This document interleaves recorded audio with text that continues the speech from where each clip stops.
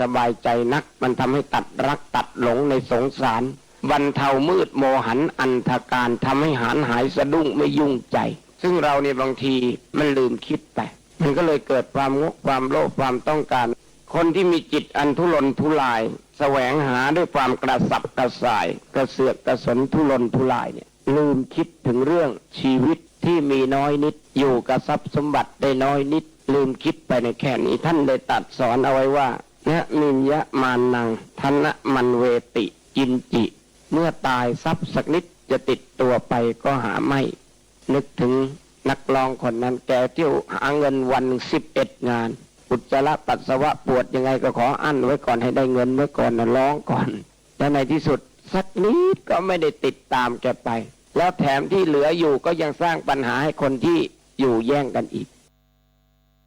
คนไทยรักสุขภาพฟังทางนี้ขอเชิญร่วมออกกำลังกายสร้างสังคมสุขภาพดีกับโครงการแสงดำใจไทยทั้งชาติเดินวิ่งปั่นป้องกันอัมพาตครั้งที่ 11 เฉลิมพระเกียรติด้วยแนวคิดใหม่ออกกำลังกายเป็นนิสัยห่างไกลสโตรก No Stop No Stroke สมัครได้แล้ววันนี้ที่ wrb11.thai.run ถึง 31 สิงหาคม 2568 มาร่วมกันทำให้การออกกำลังกายเป็นส่วนหนึ่งในชีวิตประจำวันแล้วมาเดินวิ่งปั่นพร้อมกันทั่วประเทศ 2 พฤศจิกายนนี้ความเป็นผู้รู้จักเวลาเป็นรากฐานสำคัญที่ทำให้คนเราสามารถดูแลรับผิดชอบตนเองได้อันจะนำไปสู่ความสำเร็จที่สูงขึ้นต่อไปในอนาคตเด็กทุกคนจึงควรได้รับการปลูกฝังให้เป็นผู้รู้จักเวลาหรือว่าเวลาใดควรปฏิบัติสิ่งใดแล้วปฏิบัติให้ตรงเวลาทันเวลาเหมาะแก่เวลาเสมอพระบรมราโชวาทพระบาทสมเด็จพระเจ้าอยู่หัวจบข่าวกานิกาแก้วใสบรรณาธิการข่าวธิติมาอินกล่ำและยุทธพรบานเย็นอ่าน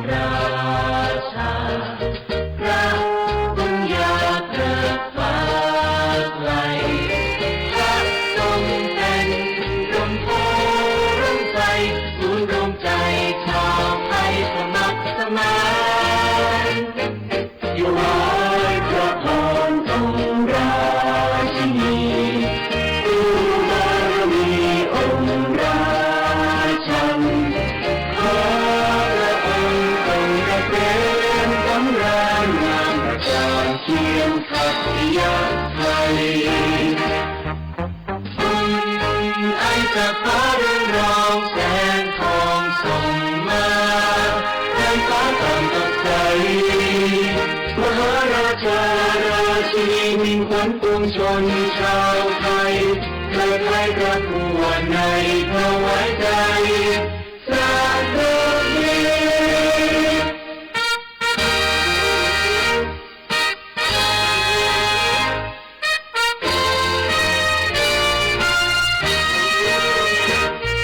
ถวายบังคมจอมราชาพระบุญญาเกิดฟ้า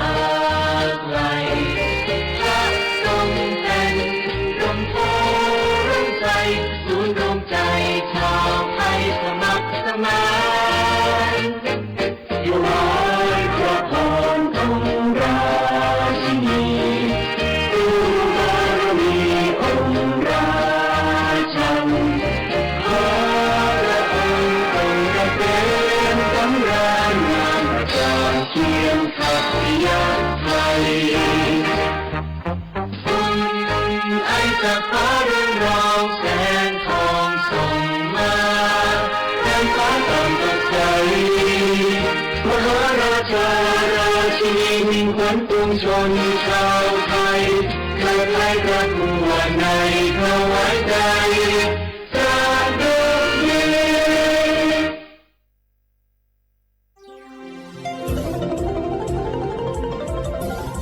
วิทยุแห่งประเทศไทยให้ความรู้คู่ความสุขสถานีวิทยุกระจายเสียงแห่งประเทศไทยจังหวัดเชียงใหม่ AM 1476 กิโลเฮิรตซ์สถานีวิทยุภาคภาษาชาติพันธุ์แห่งเดียวในประเทศไทยที่มีความทันสมัยเชื่อถือได้ สร้างอัตลักษณ์กลุ่มชาติพันธุ์สู่สากล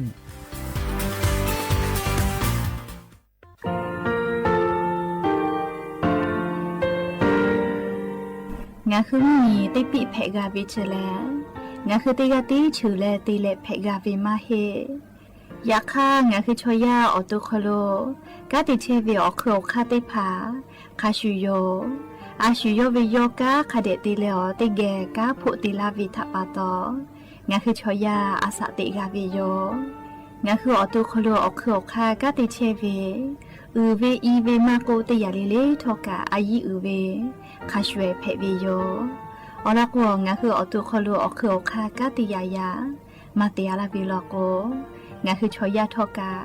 อาสติมากาบิคาชูงาคือมีติปิเพกาบิเจเลงาคือติมูติสุติเพเลอติกาลิเลอาชูโยเวอวูปุตาเวกันติภาคาเสติเกคาเดกากาติเชวิทัปาตองาคือมีติปิจคิเพลากาบิโยเชเลงาคือเทโจโมโครคางาคือมียาถาตอคปิลาตาเวปุลาเวติจุเสนีเสหปามัชหปานิงาติจออกขอทามัววิทยาลัยวิชาการศึกษาประสามิตรโกเวออคโลจากเกรทาเทโจโมคุโฮคางาคือมียาถาปิยาลาตาวิตอคติพายโย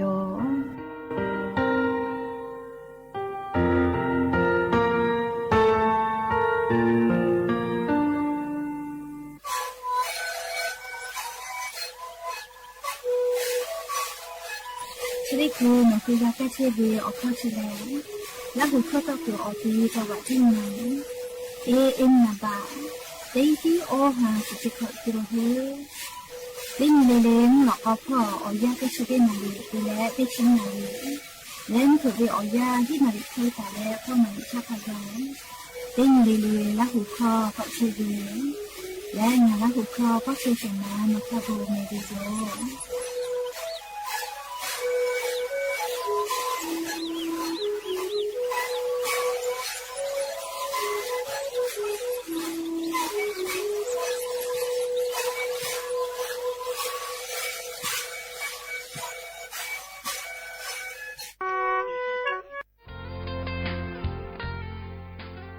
บาททองเศษฉบะเตแขกอยุตะลาและบราประชาชนเตกัวโคโลเจติอานาติกาเลเลหัสากาวิโยงาคือ10 บาททองเศษฉบะเยเชวิชอติพาชอป้านาสิแมออลโกงาโกไกตุเวอเจชริพาแลโนฮือนาลาโกลาวิทยาธานาเชยอคโลโนฮือนาวิโกวิติพาจะหาไซวิทยาธาขกะเตคโลกาหาซาเพวิเจงาฮือบาประชาชนเตกูเยเวอคโลเจติและชริคือเวอย่างาฮือขะคิกะเตไกตุเวอคาติพาทานาตาสิแมอลเตยาแลงาฮือบาประจำตัวประชาชนเตพานี่ฮือ10 บาททอเยตาเวอติอคโลยูปีและติปอตินาวิโกเวพอเตญิเลหาซาไกเพวิโยเชเวอคู่กาอาจุยารัฐบาลเวนะเชเยมาหิกาอิกาโชติภาอคโดกางาคือเชซาจอซาพ่อเวสปสชจ้าดะและปอตาเวนะเชเยติภาอคโดกาโนคือลุยและจะหาซาเพวิโยมาหิเลกาวุสทากาเคียวติภาอยู่เพวิโยจะได้คืองาคืออโปซาจาวิเลแอปพลิเคชันหมอพร้อมไม่กาแอปพลิเคชันเป๋าตังอคโลเคียวติภานะเชเยมาเกหิทากาเคียวอยู่เพวิโยยากจะได้คืองาคือออนไลน์พ่อเคียวอยู่เพวินาเชเยคลินิกเตพายอวิอแมอคอนอเลสปสชเกลปอเวลโกอบอุ่นก็เวจอวิโยแคโกคลินิกเวชกรรมชุมชนอบอุ่นเจจะได้พ่อวิคลินิกอคโลกาแพทย์เวลแมคลินิกทันตกรรมชุมชนอบอุ่นเจคลินิกแพทย์แผนไทยชุมชนอบอุ่นคลินิกเทคนิคการแพทย์ชุมชนอบอุ่นคลินิกพยาบาลชุมชนอบอุ่นไม่เลกานาเชฮอกเกิดใส่ได้เผาอคโลกาสปสชปอตาเวลโกงาคือลุยและหาซาเพวิโยงาคือไงคลินิกจะได้ผ่าสปสชคโลขกะป้อวิติพาชกาเวลโกเว็บไซต์สปสชคโลลุยเรนกับเพอไม่เลกาสแกน QR Code และงาคือสปสชเกอปอตาวินาเชเยกะโชติพาป้อมาป้อวิอเมติพาเช่นเพวิโยแต่ก็งาคือบัตรประชาชนที่ผู้ฝ่าและนาเชเยอตีสปสชปอตาวิอาจุยารัฐบาลวิมากกว่าเอกชนที่เผาคโลกางาคือเป้านิจาเว คลินิกได้ผ่าเตเลนะเชื่อพอเกิดสายได้เผาโคโรทักคันไก่กางาฮือเย็ดแถวิโยอยากข้างาฮืออาจุยารัฐบาลเวสยอโคโรลาเวลโกกาบัตรประชาชนเตกูเจติอยู่ลาและงาฮือเชษาจอซาพ่อหาซาไก่แผวิโยงาฮือนะเชื่อได้ผ่าอยู่เวลโกกาเลือกไก่ตัวเวอค่าเสค่าจอวิโยอลอเตค่าแลนะเชื่อแย่อโคโรเวนะเชื่อปิกอเตียโคโรเตปอตีรอเลยอยู่เกาะลาเวนี่พอเตพอลโกหนูฮือเยเชกือเป้าเวนะเชื่อปิกอเตียโคโรอยู่กับแผวิโย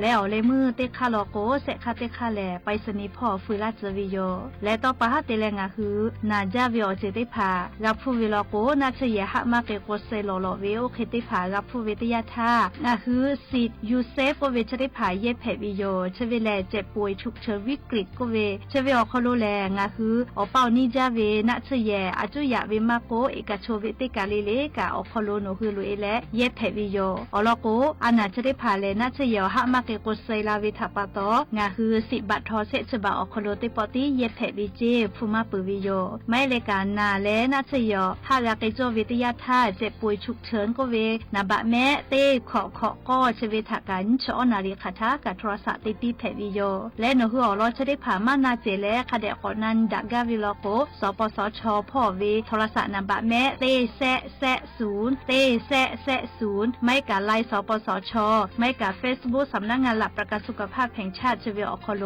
โนฮือนันแผวิโยยันตาแลกุสพ่อโลโกงาฮือเวสิบัตทอขกะเตคาโลเชตาโกทอกางาคือติปอติสิบัตทอบัตรประชาชนติกูอคโลเจติเยแผวิโยผู้เปิดตูมาโลอเจเชได้พาแลงาฮือมียาอาสาติกอคโลซาลาวิโยแม่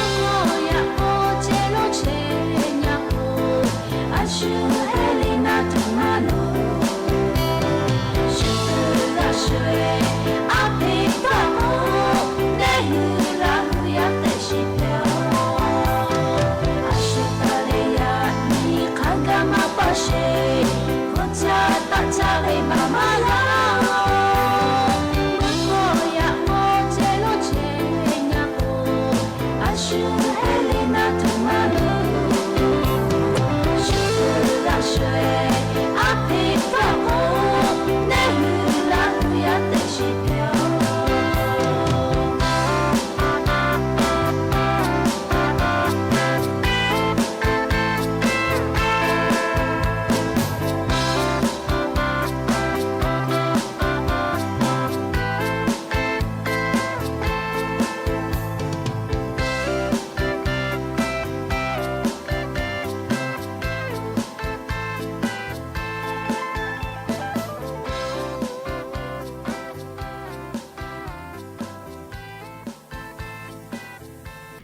ชูกือกะช่วยอภิฮอคือเตละก็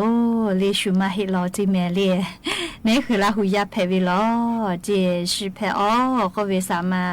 นาฮติกาตาวิลิคอปีเอติปอลอปยูเวลาแลงะคือละหุยาติกาเลเลไรกาอโบดะจาก็เวอคโลติกาเลเลฉะปีลาวิโยแม่อโบดะจาวิโยยาปึหาติปอทอกะดะจาเวอยาเชอคโลงะคือติปอกอกะมีลาเลอชปาโอปาโลเชตาเวงะคืออวิหนีละหุยาติภาเกอติแกไรกาอโบดะจาก็เวอคโลงะคือติปอกอกะมีลาเลชปาโอปาโลเชตาเวอวิหนีละหุยาติภาเกอติแกอลอซาตายูจุเวลาเลกะกะดะเจดะกิเชวิทัปปะตออลอเปติกาเลเลทะตะอุยอยาเวอคโลละเซจาเลอไรกาอโบดะจาก็เวอคโลหะยูลาวิโยแมหะเวอวิหนีละหุยาคาพอเชพโลเชตาเวคาคิเพเชเลนาติกาลิลิกาจาเมดอเมซุเมกาเมฮาเลดอซาเชอเลนาชุริเจเวอยากานี่คือไทมิงกอคโลแลมุยิคืออยา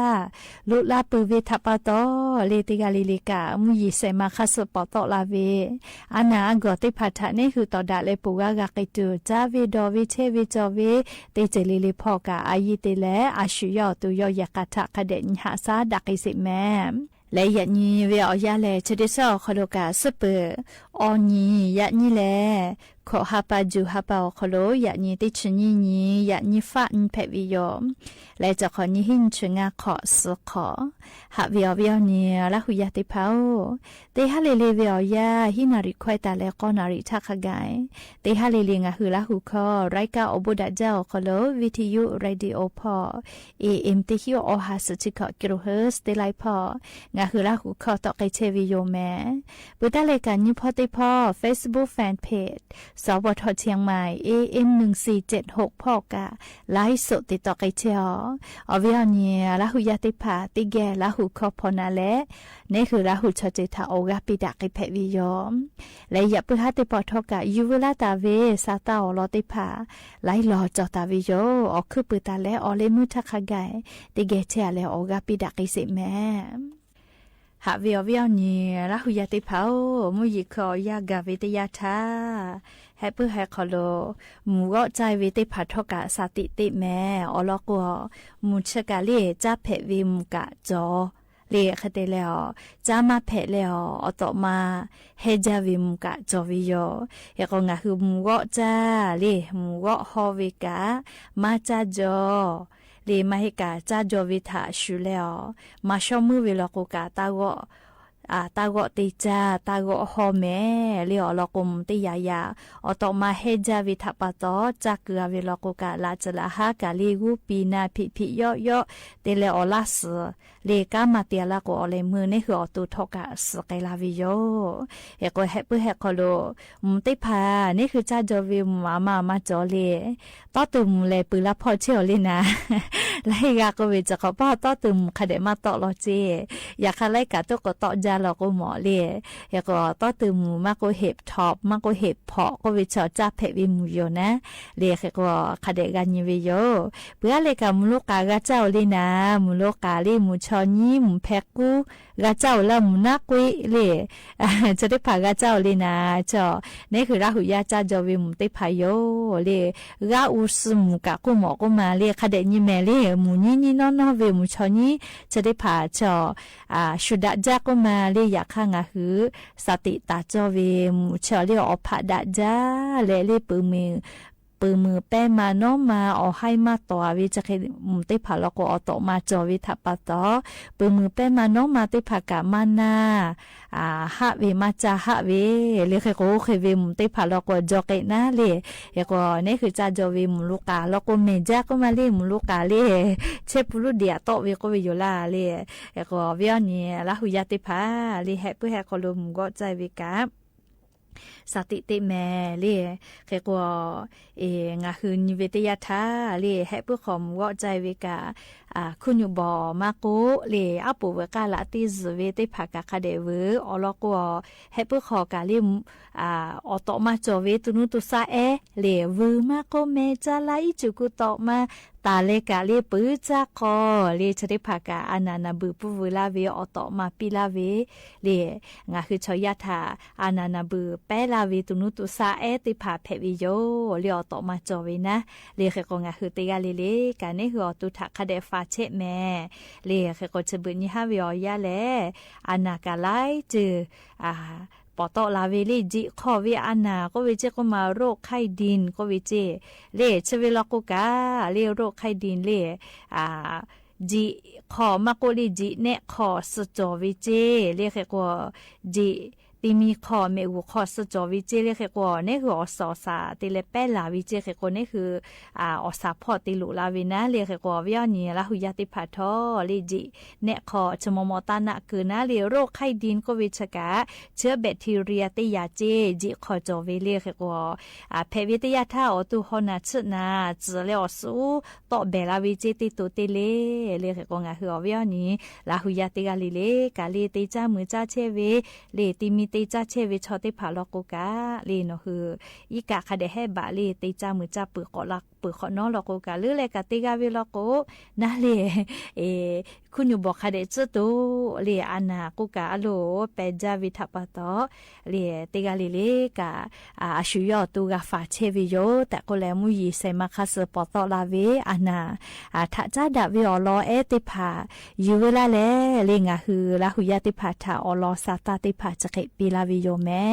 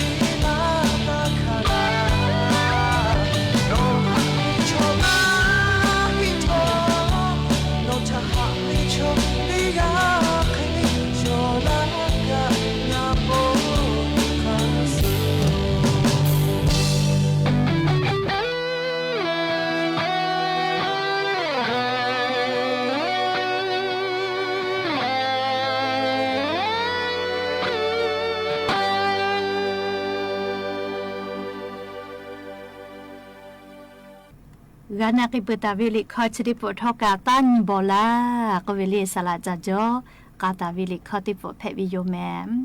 ฮาวิอวิอนี่ลาหุยาติพาวชดิคือวิอยาลิงาฮือออนไลน์พ่อมอวือเวโกโลนาเลออนไลน์พ่อมอวือเวออคอโลเลงาฮือ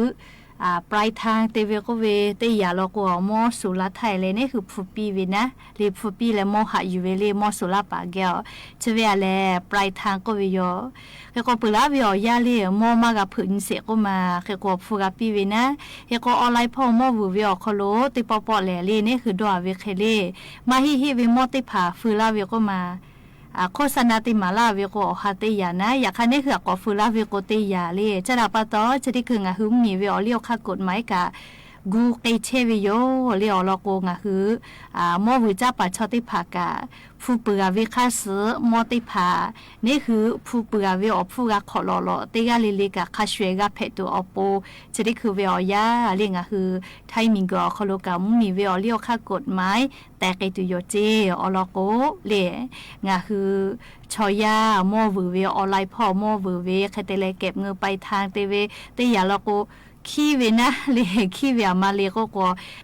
ฟูเปียเลยมอมาฟูลาลาเวียขี้เวเลยหิเลยหิจับปะขี้เวนะเลยก็งาคือจะเบนี่ฮะไลกา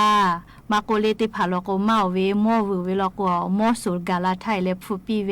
จะเคเตเวโยจะกาเลยดาวิพ่อลก็ดาวิโยเลยอยากค่าเก็บเงินไปทางเตวิเฉลมอสุผู้อาจจะปืนมาวิโยเตยาเลยยอผู้ก็เอลาผู้กะติปอกก็เวก็มาเลยเฮก็จะกันนะเลยงาหึมเมียวคโลเลยงาหึมอวือและผู้เปือเวคาสนาเลยมอกือดาวิเคเลกาเพตัวอโป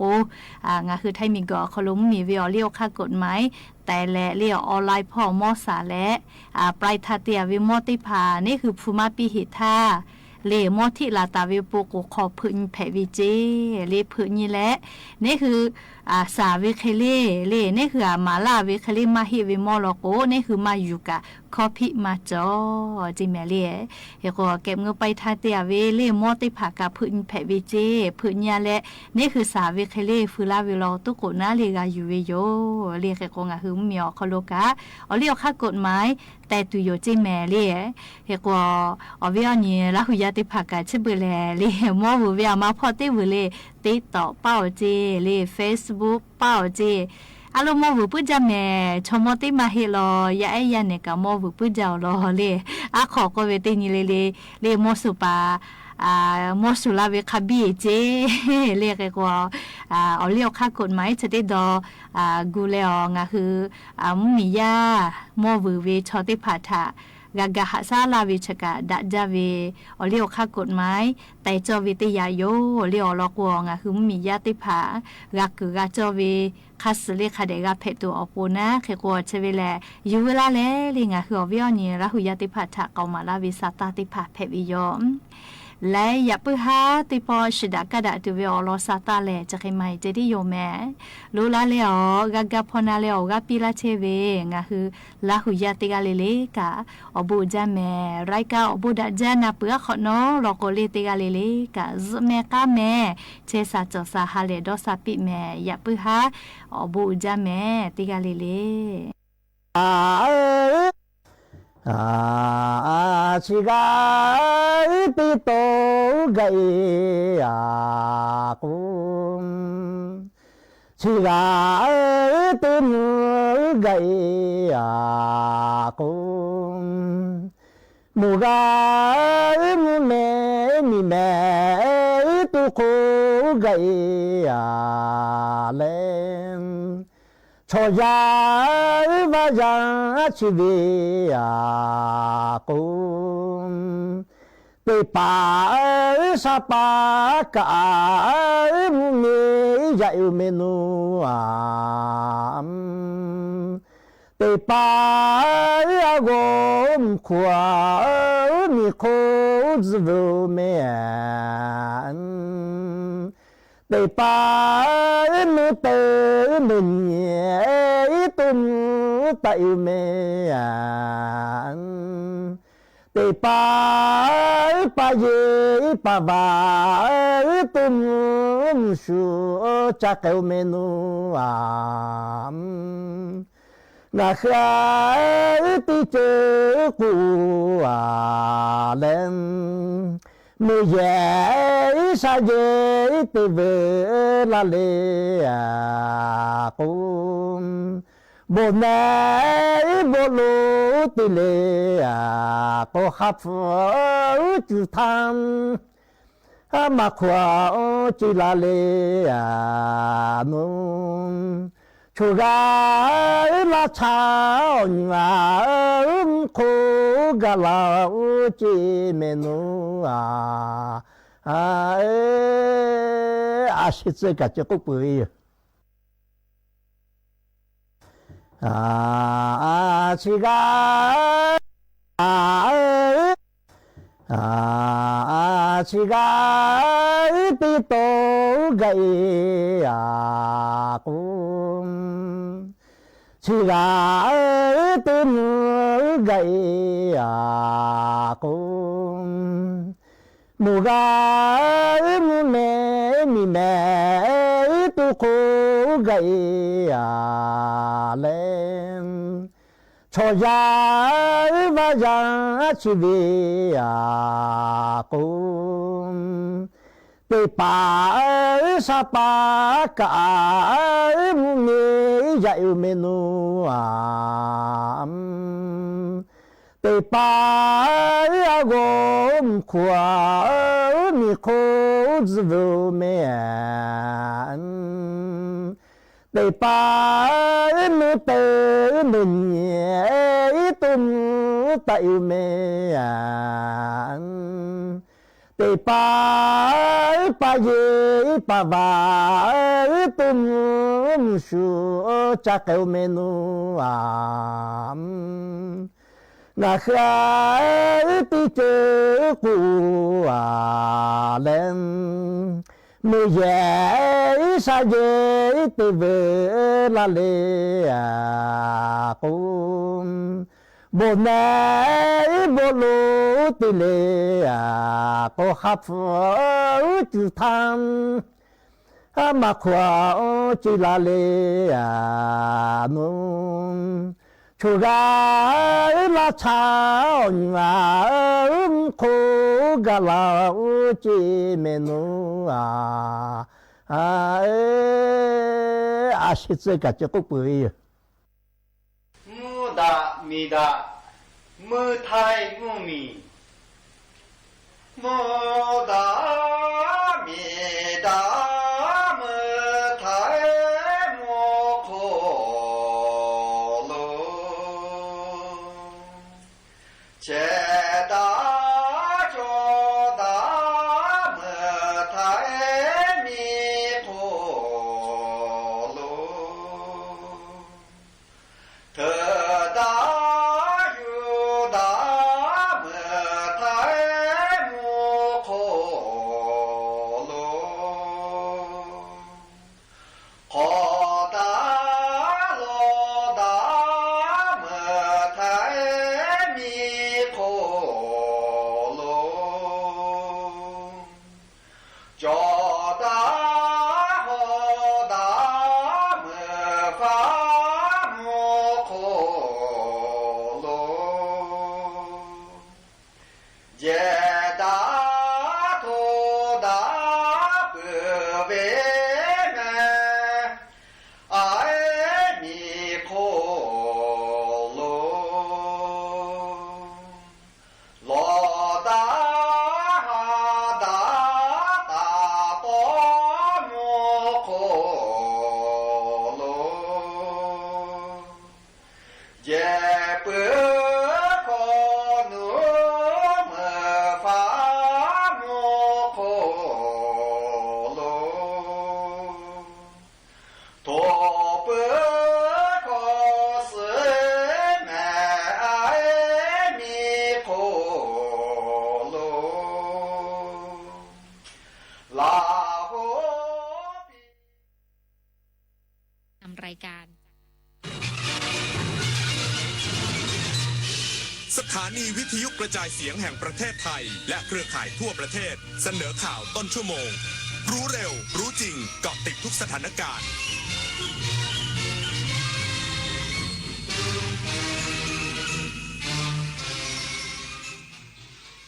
รับฟังข่าวต้นชั่วโมง 21 นาฬิกากับยุทธพรบานเย็นครับ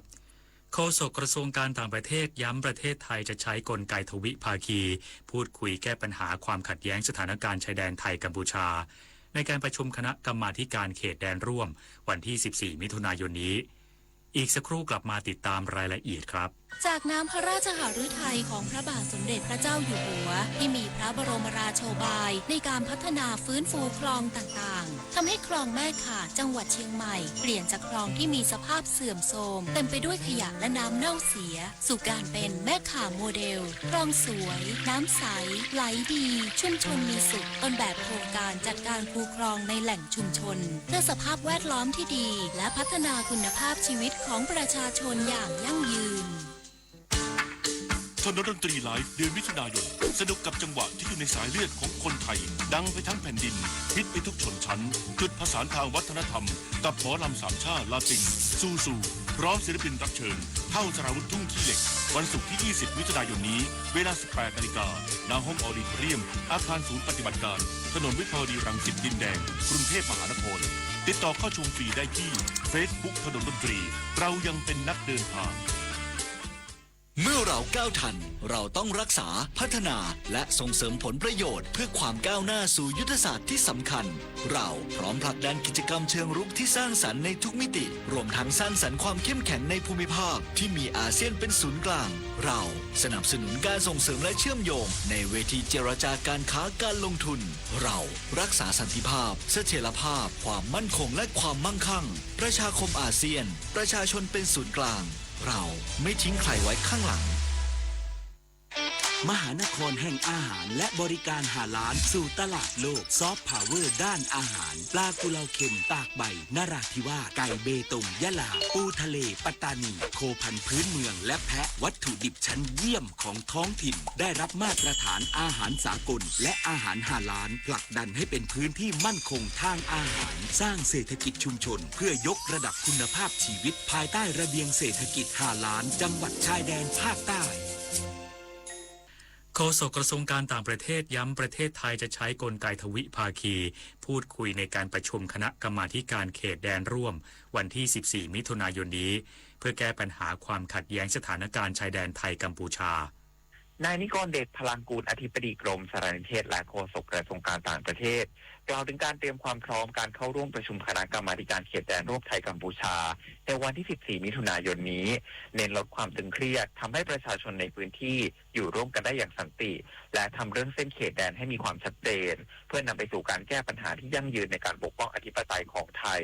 เป็นไปตามนโยบายของรัฐมนตรีว่าการกระทรวงการต่างประเทศย้ำว่าไทยจะใช้กลไกทวิภาคีแก้ไขความขัดแย้งและยึดถือบันทึกความเข้าใจ MOU 2543 ว่าด้วยการสำรวจและจัดทำหลักเขตแดนทางบกซึ่งถือเป็นสนธิสัญญาที่ทั้งสองฝ่ายได้เจรจาตกลงกันและมีผลบังคับทางกฎหมายทั้งสองฝ่ายยืนยันว่าคณะผู้แทนไทยที่เตรียมเดินทางไปเจรจา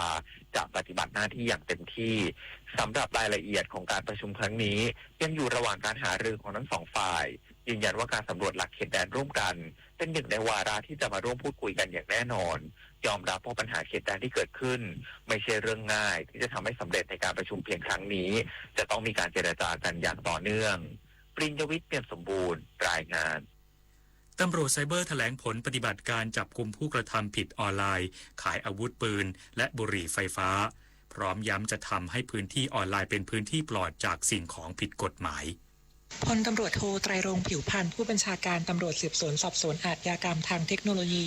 พร้อมตำรวจที่เกี่ยวข้องแถลงผลการจับกุมผู้กระทำผิดทางออนไลน์2ปฏิบัติการได้แก่ปฏิบัติการจับกุมวัยรุ่น2รายโพสต์ขายอาวุธปืนเถื่อนโดยตำรวจได้แฝงตัวเข้าไปในกลุ่มและได้ล่อซื้ออาวุธปืนในราคา 21,000 บาทก่อนนัดหมายให้มาส่งที่ปั๊มน้ำมันแห่งหนึ่งในอำเภอเมืองขอนแก่นจังหวัดขอนแก่นจึงดำเนินการเข้าตรวจค้น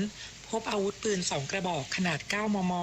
ดัดแปลงจากปืนบีบีกันจึงจับกุมตัวเพื่อนำไปดำเนินการตามกฎหมายโดยผู้ต้องหาให้การว่าศึกษาวิธีการดัดแปลงอาวุธปืนผ่านกลุ่มไลน์กลุ่มหนึ่งและปฏิบัติการจับกุมหญิงอายุ40 ปี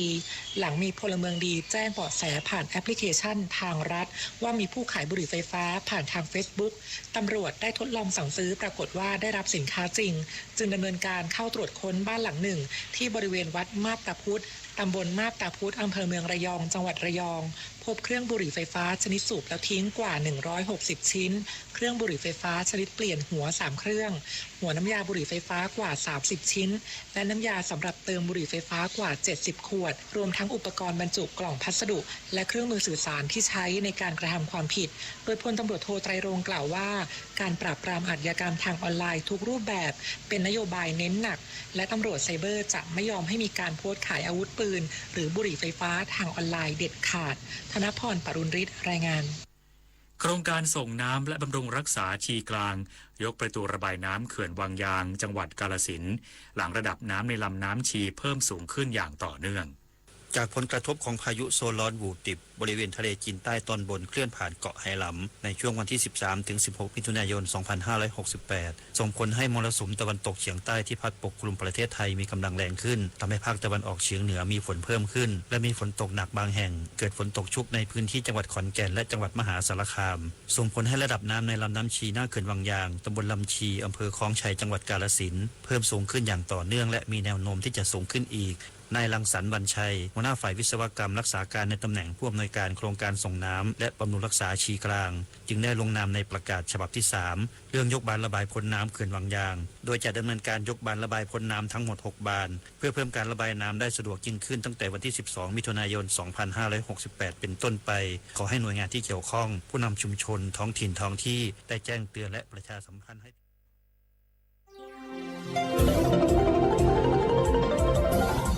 วิทยุแห่งประเทศไทยให้ความรู้กู้ความสุข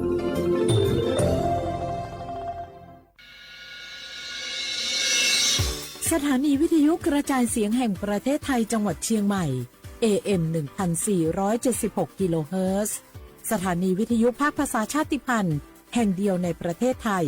ที่มีความทันสมัยเชื่อถือได้สร้างอัตลักษณ์กลุ่มชาติพันธุ์สู่สากล我是那个所播所错的那个垃圾票可能咩？哎呵，阿杜阿弟要来吃好，我是那个那阿啥啥阿弟那个阿拉来杜拉尔的也表咩？会那阿姐阿票呢垃圾棚阿来，我是那个破鸟毛呢女仔伢咩？有哈的有做那路乌马婆呢我是只。Mangena ikan jane autonomous chiu APD 我是阿婆呢chiu Mangena 我是老婆新日节目呢所播所错地松松怎么所播所错kếtหนึ่งเชียงใหม่นาga怎么งาซุม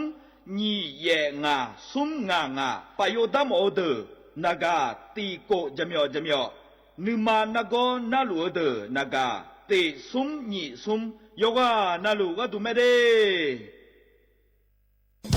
ฮัลโหลสวัสดีครับพี่น้องอายุอันนี้เดือขยาวโฆษณาไกกะกอสถานีวิทยุกระจายเสียงแห่งประเทศไทยจังหวัดเชียงใหม่พอปานเนบีเคฮอมอนาแอออนเหลียเมเจสถานีวิทยุกระจายเสียงแห่งประเทศไทยเฮนา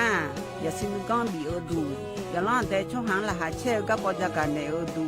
พ่ออีสอนนี่กามาเล่าเนกามองขากากายกุญญายีเนียวโฆษณาบีเกหมอญาแลนึงมาอ้อนานากาไงเหลียวเนไงชนยังง่ายีเนียวนากาสังโบนาก่อนนี่จำยองาซุ่มมีสีโกจำยอโกเย่และงาเดใจที่โบนาก่อนนี่จำยอเวนี่โกเย่งาสีเวและงายีเนียวมาเซเกญา我是下面ข้าชอเมนู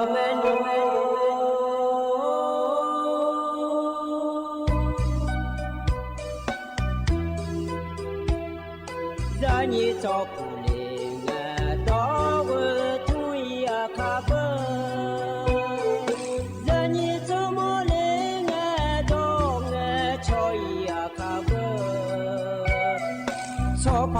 西走茶路那一个，什么个那么西过来呀一个，我努嘛西那操来嘛叫来个姐，嘛西拉不咋啥啦嘛就啊个姐，我努嘛西。Suto zangaje masila na gumi acho zangaje insila yo ha chomia sila ngana nya yo ha chomia ga yuni nai we cho chomia tu le yunya du mya mo le cho cho lue adizani ki pu ma jale so me nya le ti du ma ta jani cho jo le adiglang himye ina ya mo jo ne dong nge cho ta ma he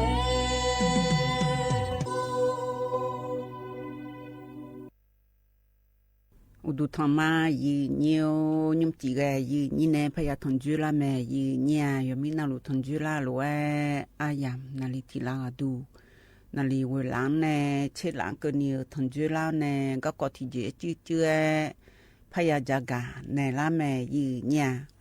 nhung chỉ yi ni ne thonju la a de kha an na ho ti na ko la nga ina bala si na kho ni gon la la khu si a ho na kho ni se ti ho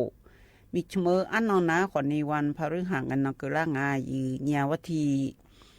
เชญีเงินนอปลาสิโกเสียงสิเลกาหุญิพังยาตาโกเชเยโห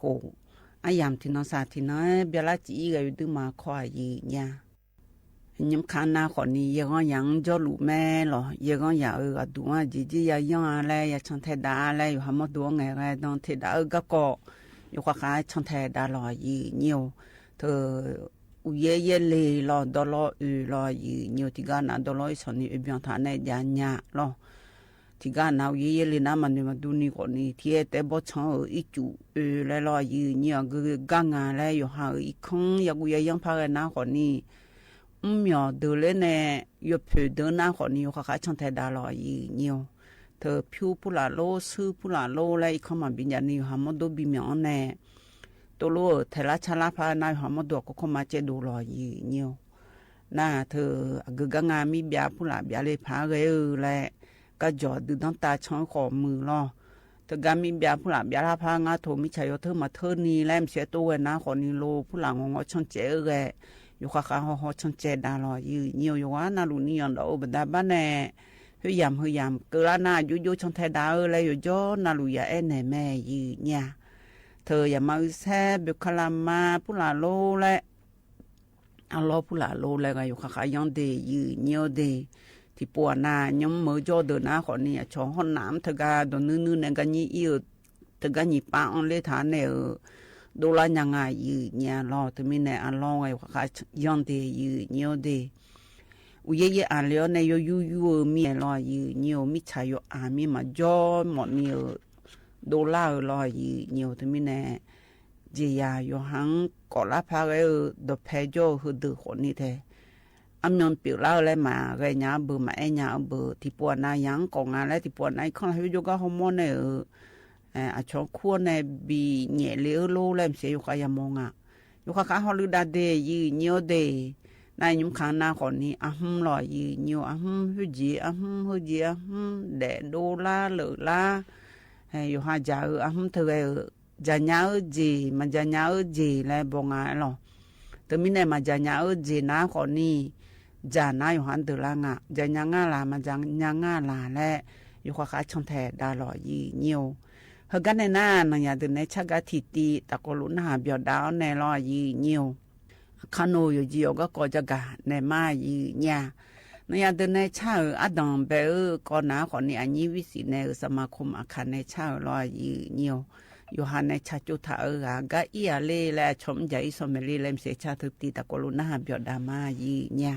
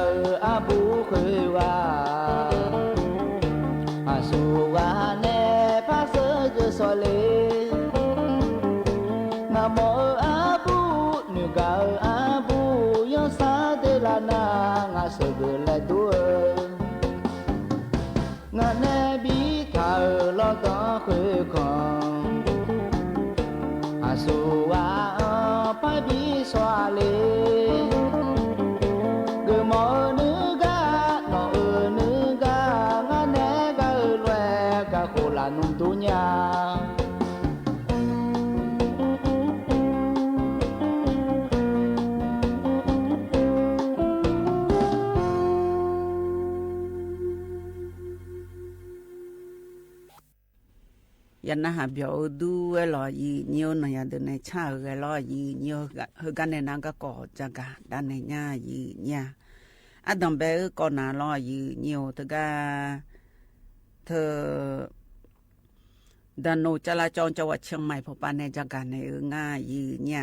เฮนาขอนี่ตะกาอะชอ AI และง่ายีเนี่ย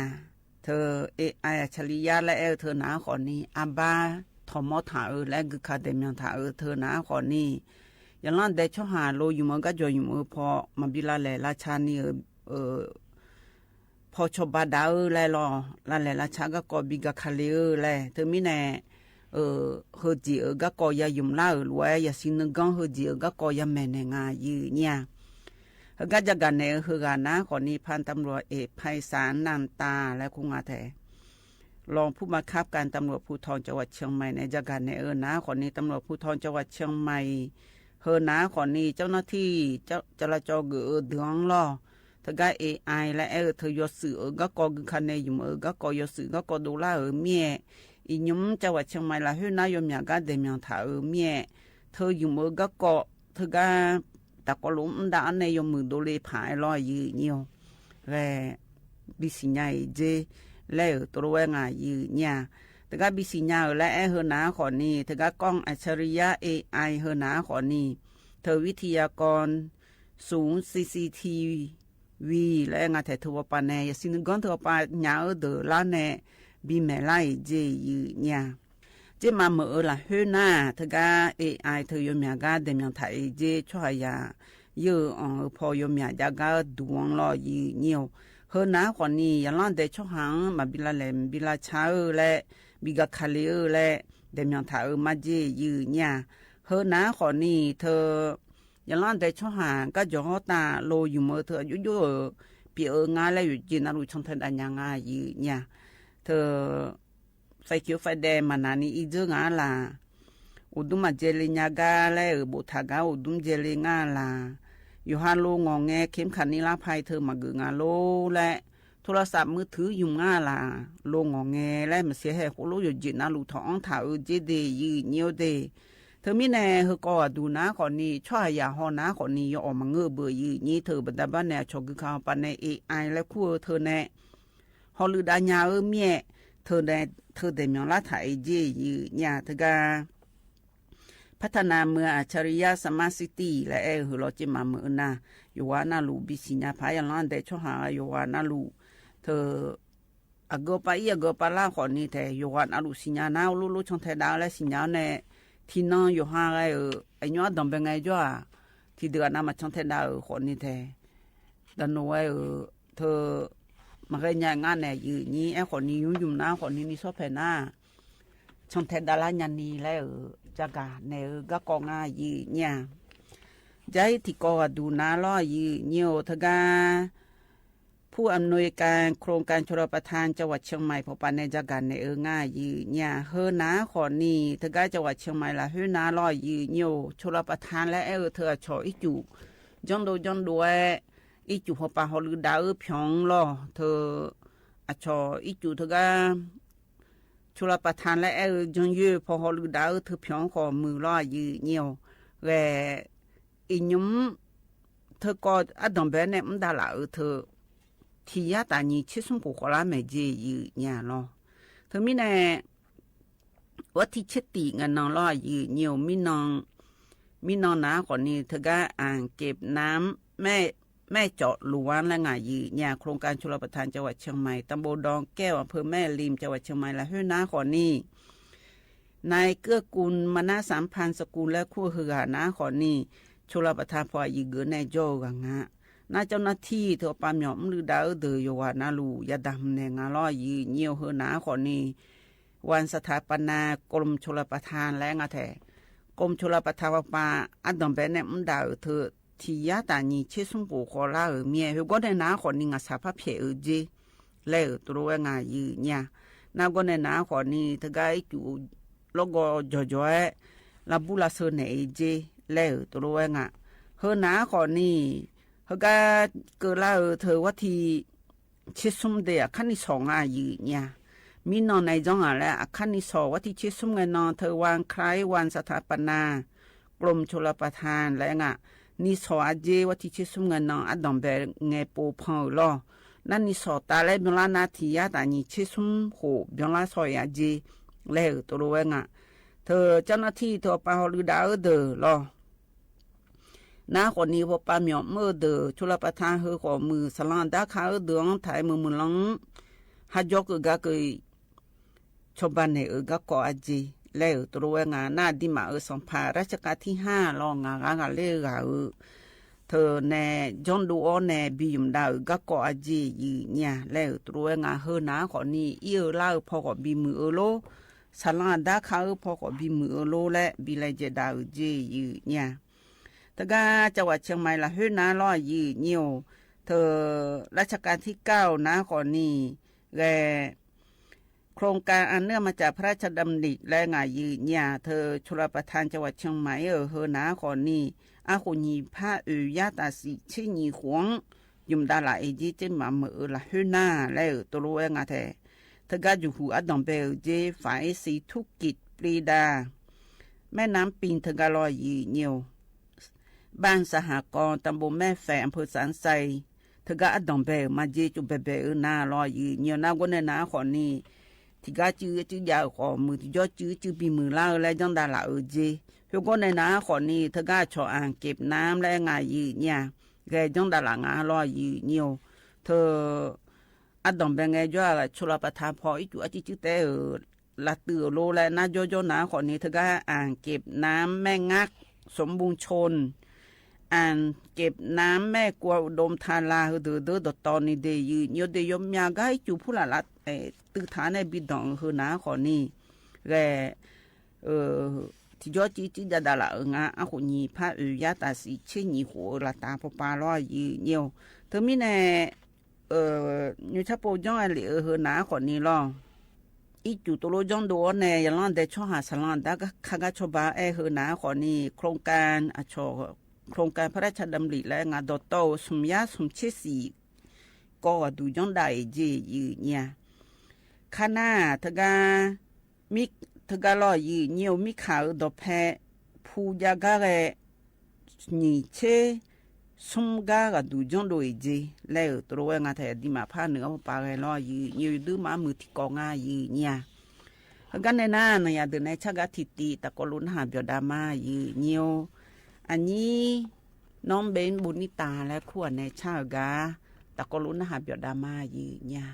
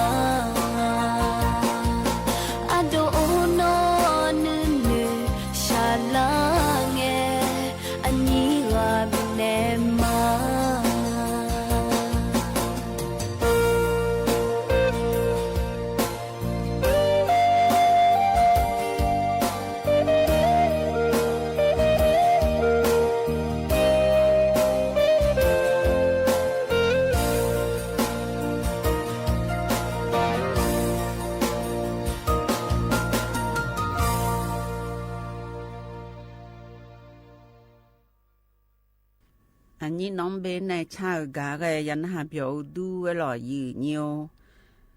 เฮกันในนางก็ก่อพระจากระดานในญ่ายืเนี่ยมีน้องนาหล่อยืเนียว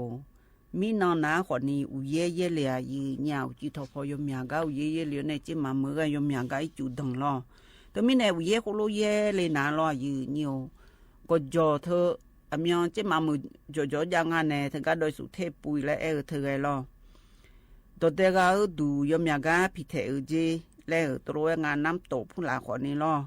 อาจจะมีในแรงเงินน้าคนนี้อีจูอาจจะเจอบัดบ้านในรอยีเนี่ยน้ำมือดาราน้าคนนี้อยู่อยู่ลูกพ่อแน่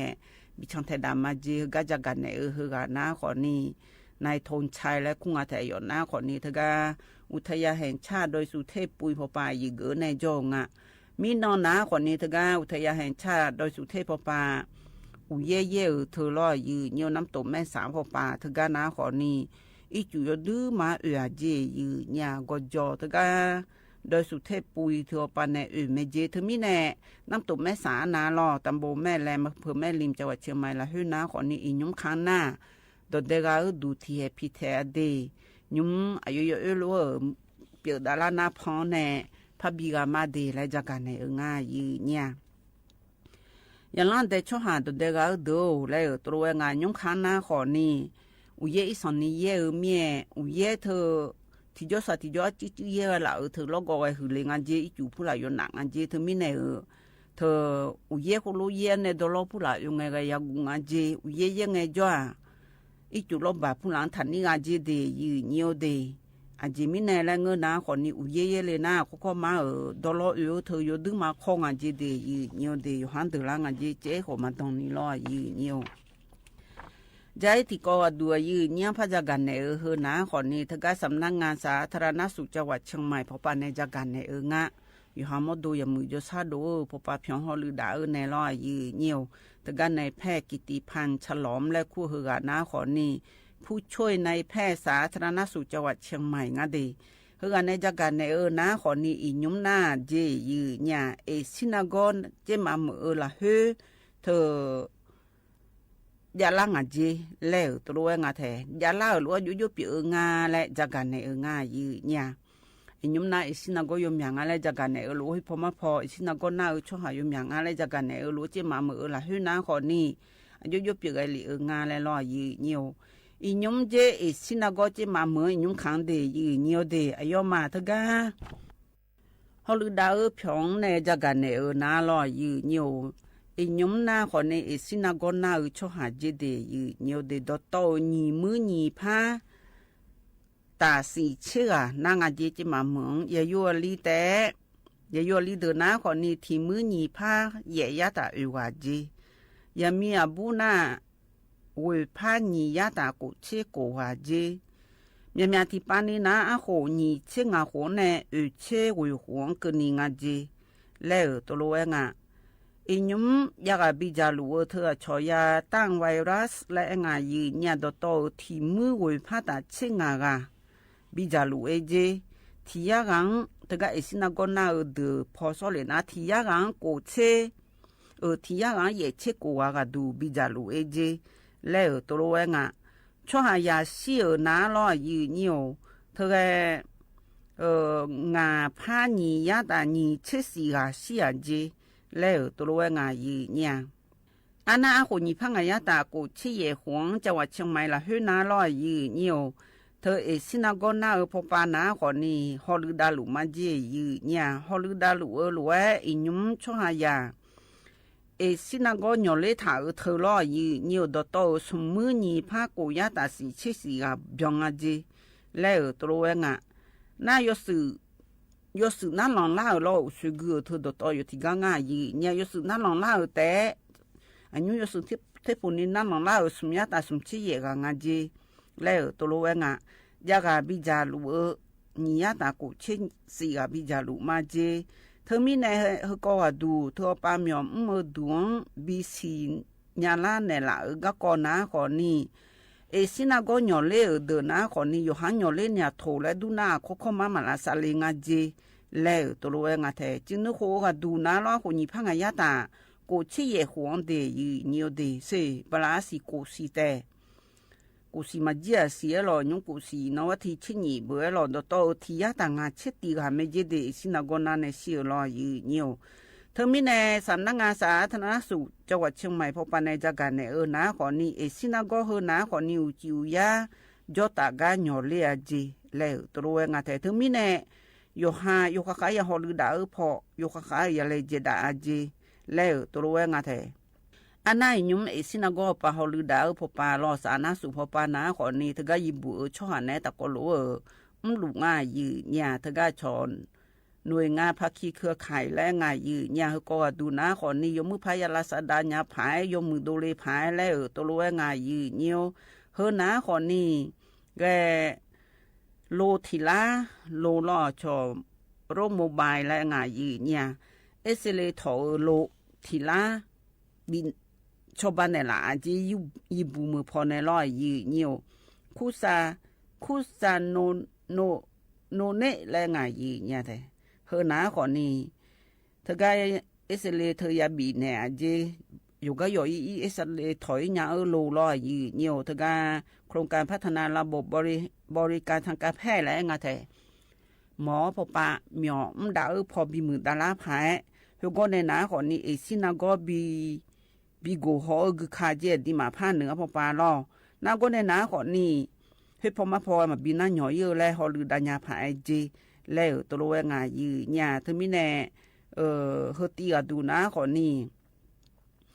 อินยุมน่าสินาก็กอยมีดังล่างอะไรหลัวช่วยยาหัวหึมใหญ่ห่อเธอยุบเปิดดังอะไรจากการเนี่ยในยิบัวมือพอในเอสเลทอโลกุค่ารอกุค่าอยู่ที่นั่นลูกอันเนี่ยที่ล่างอันเนี่ยละจีแล้วตัวงานยืเนี่ยเธอมีแน่เขาก็ดูนะขอเนี่ยยืเนี่ยจากการเนี่ยเธอนะขอนิสาธนาณสุพปในจากการเนี่ยงานเดยืเนี่ยเดอันน่าใจที่ก็ดูอาศัยก็เดยืเนี่ยเดเขาก็ดูนะขอนี่เกษตรจังหวัดเชียงใหม่เจสลันดาขาวพอปาลอยืเนี่ยเธออย่าล้านแต่ช่อหางจากการเนี่ยเธอนะขอนี่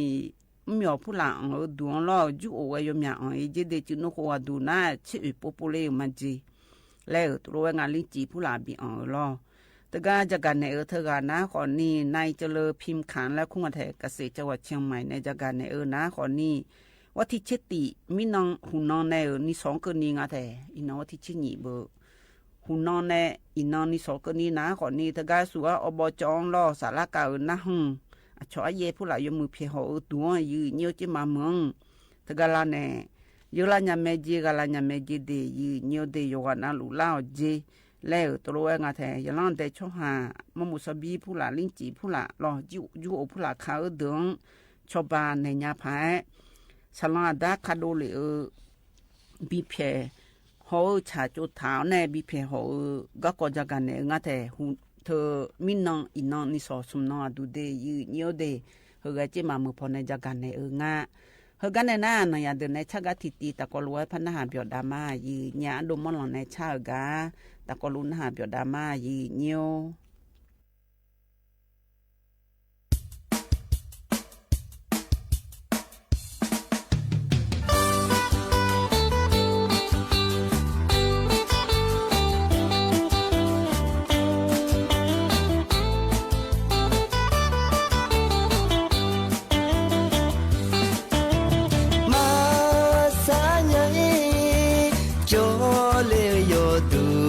โชญาสุนยามบาเอีญาวาสาสางเวยืญาคือเลเตคาไฟนอยจูเลมยาสุสานีเยเฮมยายาดูอามุดุลิทิกามาดิมยาcho sung nghe mà nghe nâng bia lo nhà cho sơ ho he so ni mya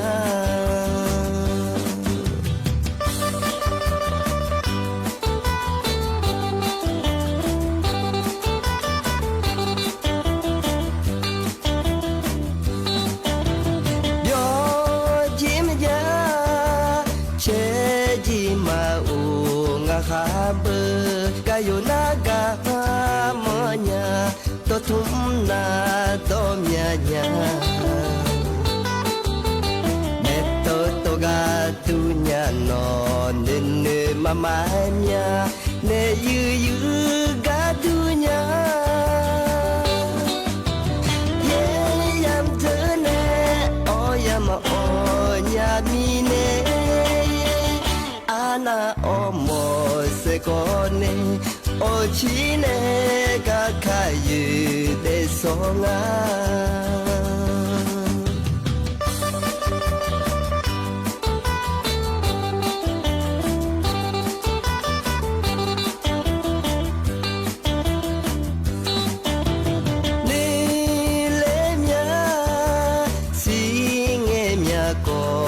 minya jusinge jam masinya gagao alo sije jinge ko domi masinya seyo yo la lenya masaya di anya habe jaga melo asi piao ne melo abon yu ke ko ni mia lo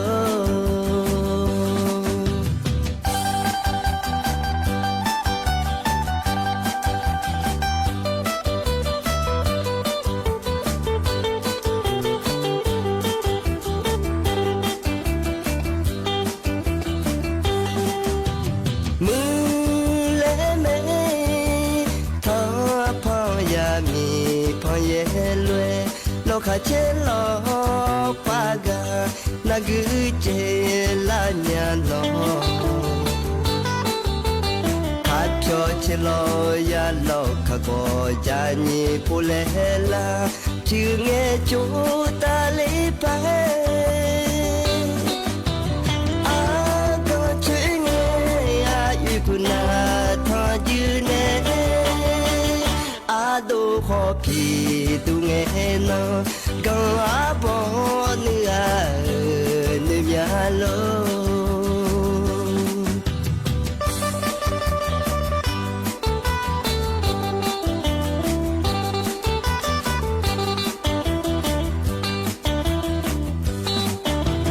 mi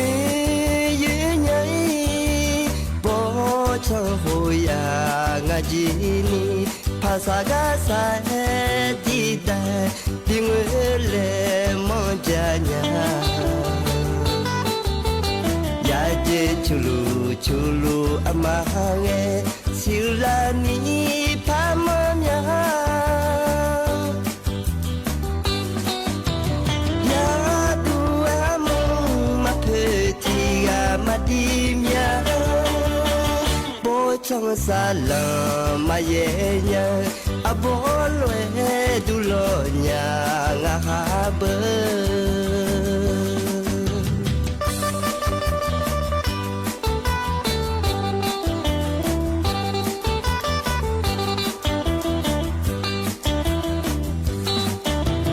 chi ena chi ge chi ne sama nga ene la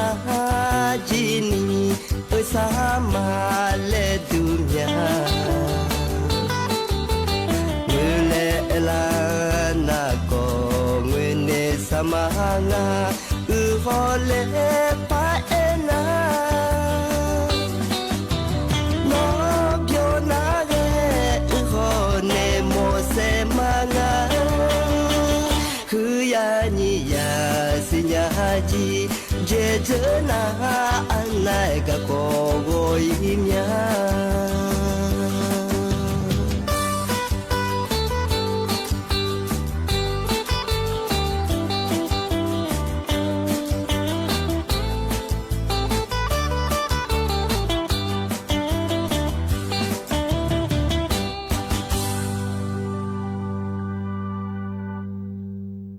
anh đúng mong lần này chờ cái nhà hạ biểu du cái loại gì nhiều cái này na chi gu cái lại phải bin hạ đa nhà gì nha à chi bi gu hơn na còn nì thật ra ai อายุมีงองและขวในชาตะกลุนหาเบียดามายุจีกตุนายืเนียว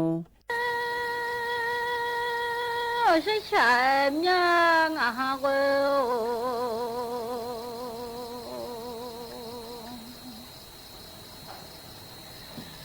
มาใช่ละเนี่ยจะมามีเรื่องอ่ะฮะที่ว่า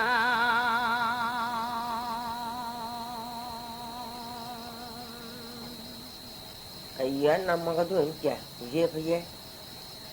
จะแล้วน้อง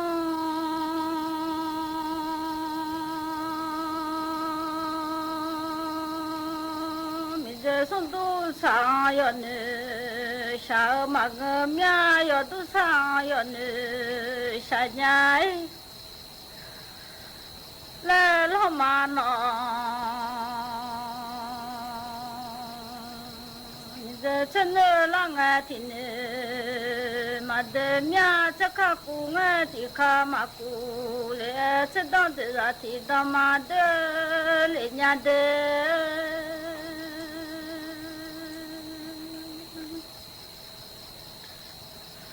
我弄啷个要是进来面我，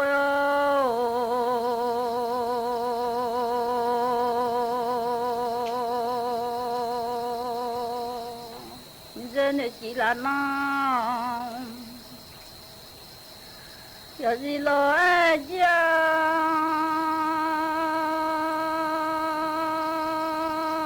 俺都进来嘛一下，破烂伢。你爱把木烧着嘞，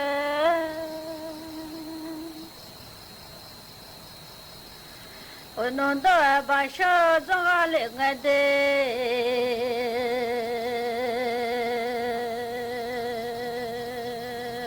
还得唱到把烧着一路的唱到把打，说话一两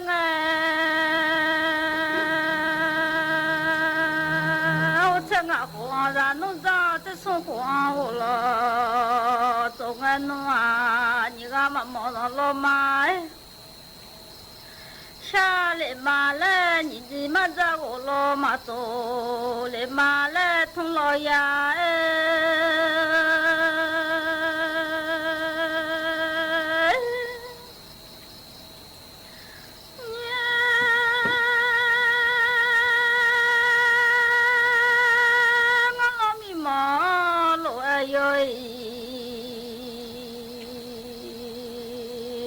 莫罗阿那我莫罗拉哈开，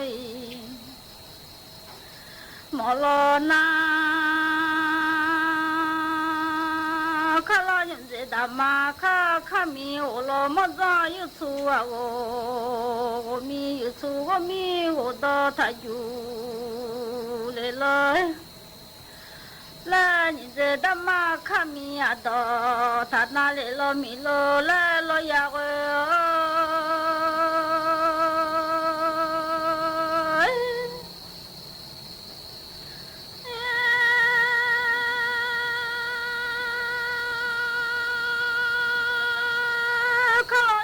大妈，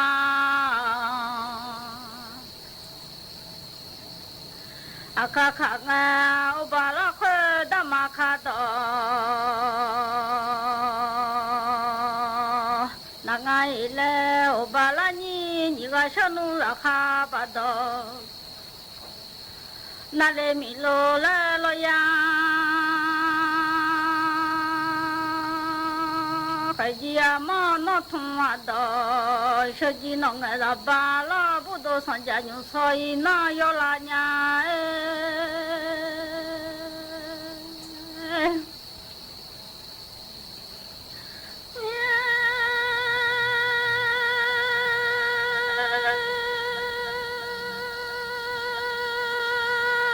本米拉巴不弄马做嘞马呵。送通啊到了巴波隆马走，那通啊到了巴波隆走，送来买了巴不好，马喝拿来买了巴不好，喝啊呢，那通啊到了巴波隆走，啥年呢？我都上家牛少一闹啥个啦年哎。你这大妈看米呀的，嘛那怕老我来女伢，我老么子有错啊我啊有错我米我到嘛就怕老我来，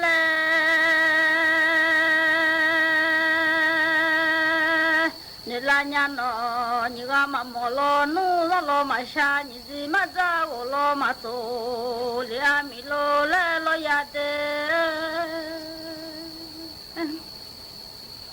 你这大妈毛咪，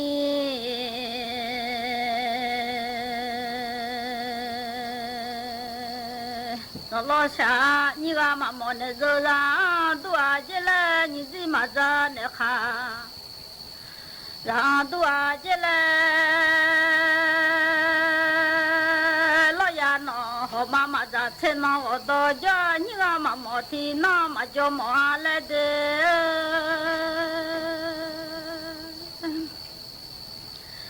妈妈到自己有家，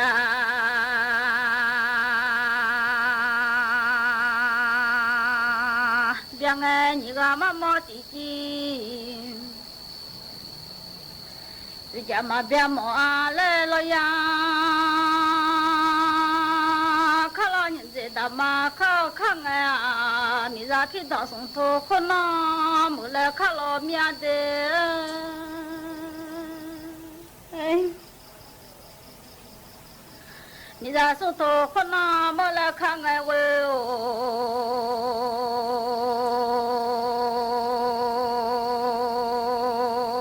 你咋皮当松头？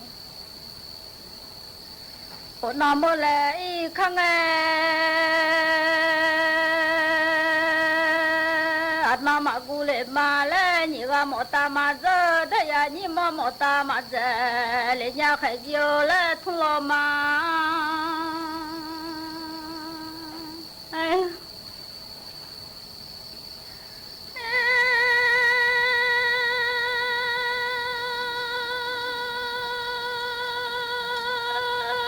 你那边当松头。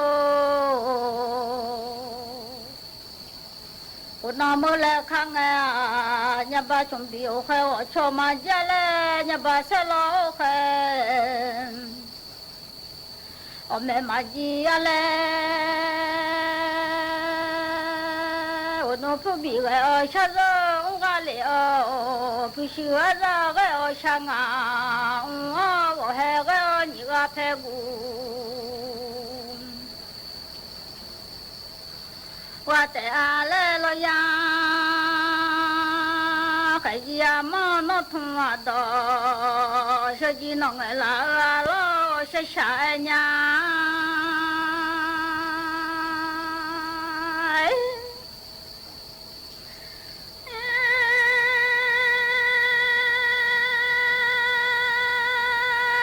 那还是那么要命个哟。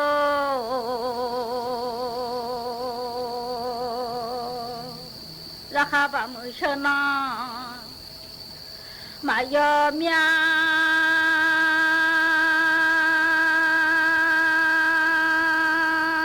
哈巴木生呐，一路马要娘呐，也木子呐，一路马嘎，来娘把木生啥子巴嘿，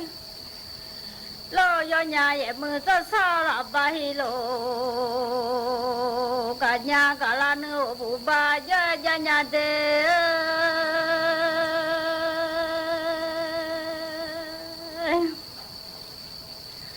莫拉那老不巴哟哟，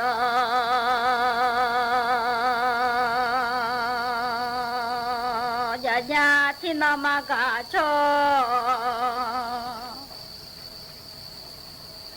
这天个俺孩子太阿妈都命个哟，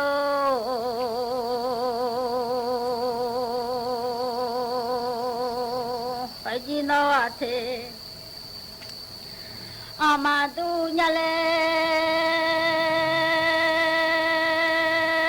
是那妈妈叫彩票，妈还把票嘛都伢来喂，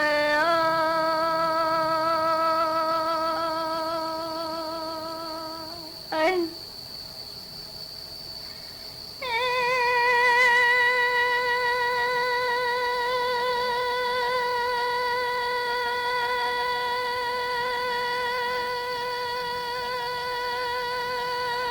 真的不得啥那个会哦，人家出路没不得啥那个，人家出路没不得啥那，还几天嘛都伢来嘛，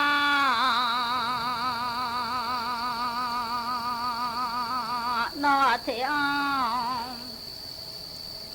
嘛都伢来，要下来些。呀嘛那通啊到来，还记那个老爸老老的，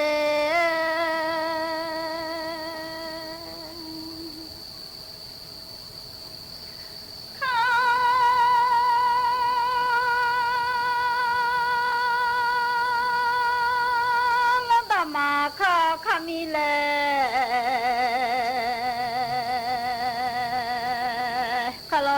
大妈，啊卡看啊，你这大妈看米啊到，那你个能干喽哎，还下马扎来了呀，面膜错了还擦马哦，俩来了呀的。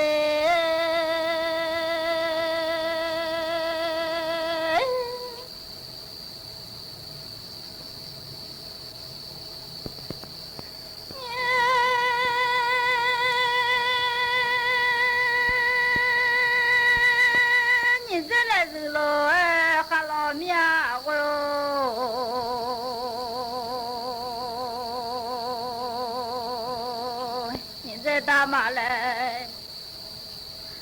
日上哎，俺人弄得看嘛操，全家老娘哎，回到苦了哎，看俺回啊，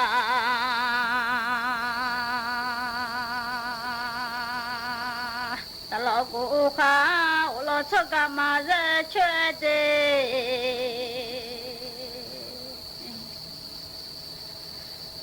我老车干嘛也缺呀呀？来女老面都让弄得个都早俺娘嘛我把天命上来的。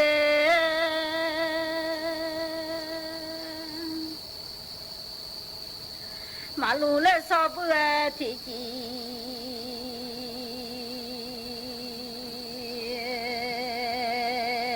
有爱几步都路上少，马就来呀，把门上啥小把忙爱来呀，呀你啊妈妈操了弄个。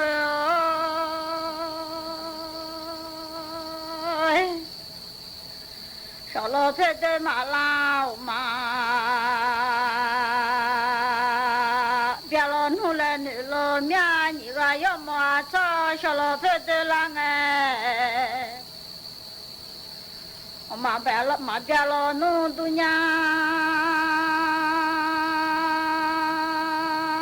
换弄你个妈妈操了弄啊，只了怕是不马呀，还要用爱的。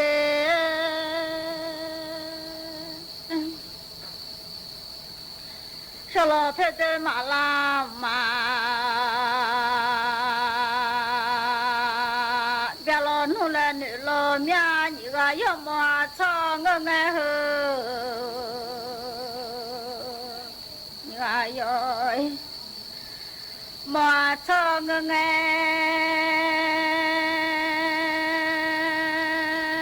会弄把的帮不来会么好去要帮好大。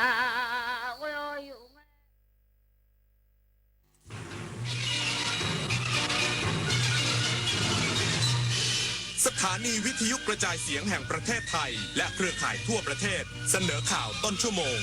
รู้เร็วรู้จริงเกาะติดทุกสถานการณ์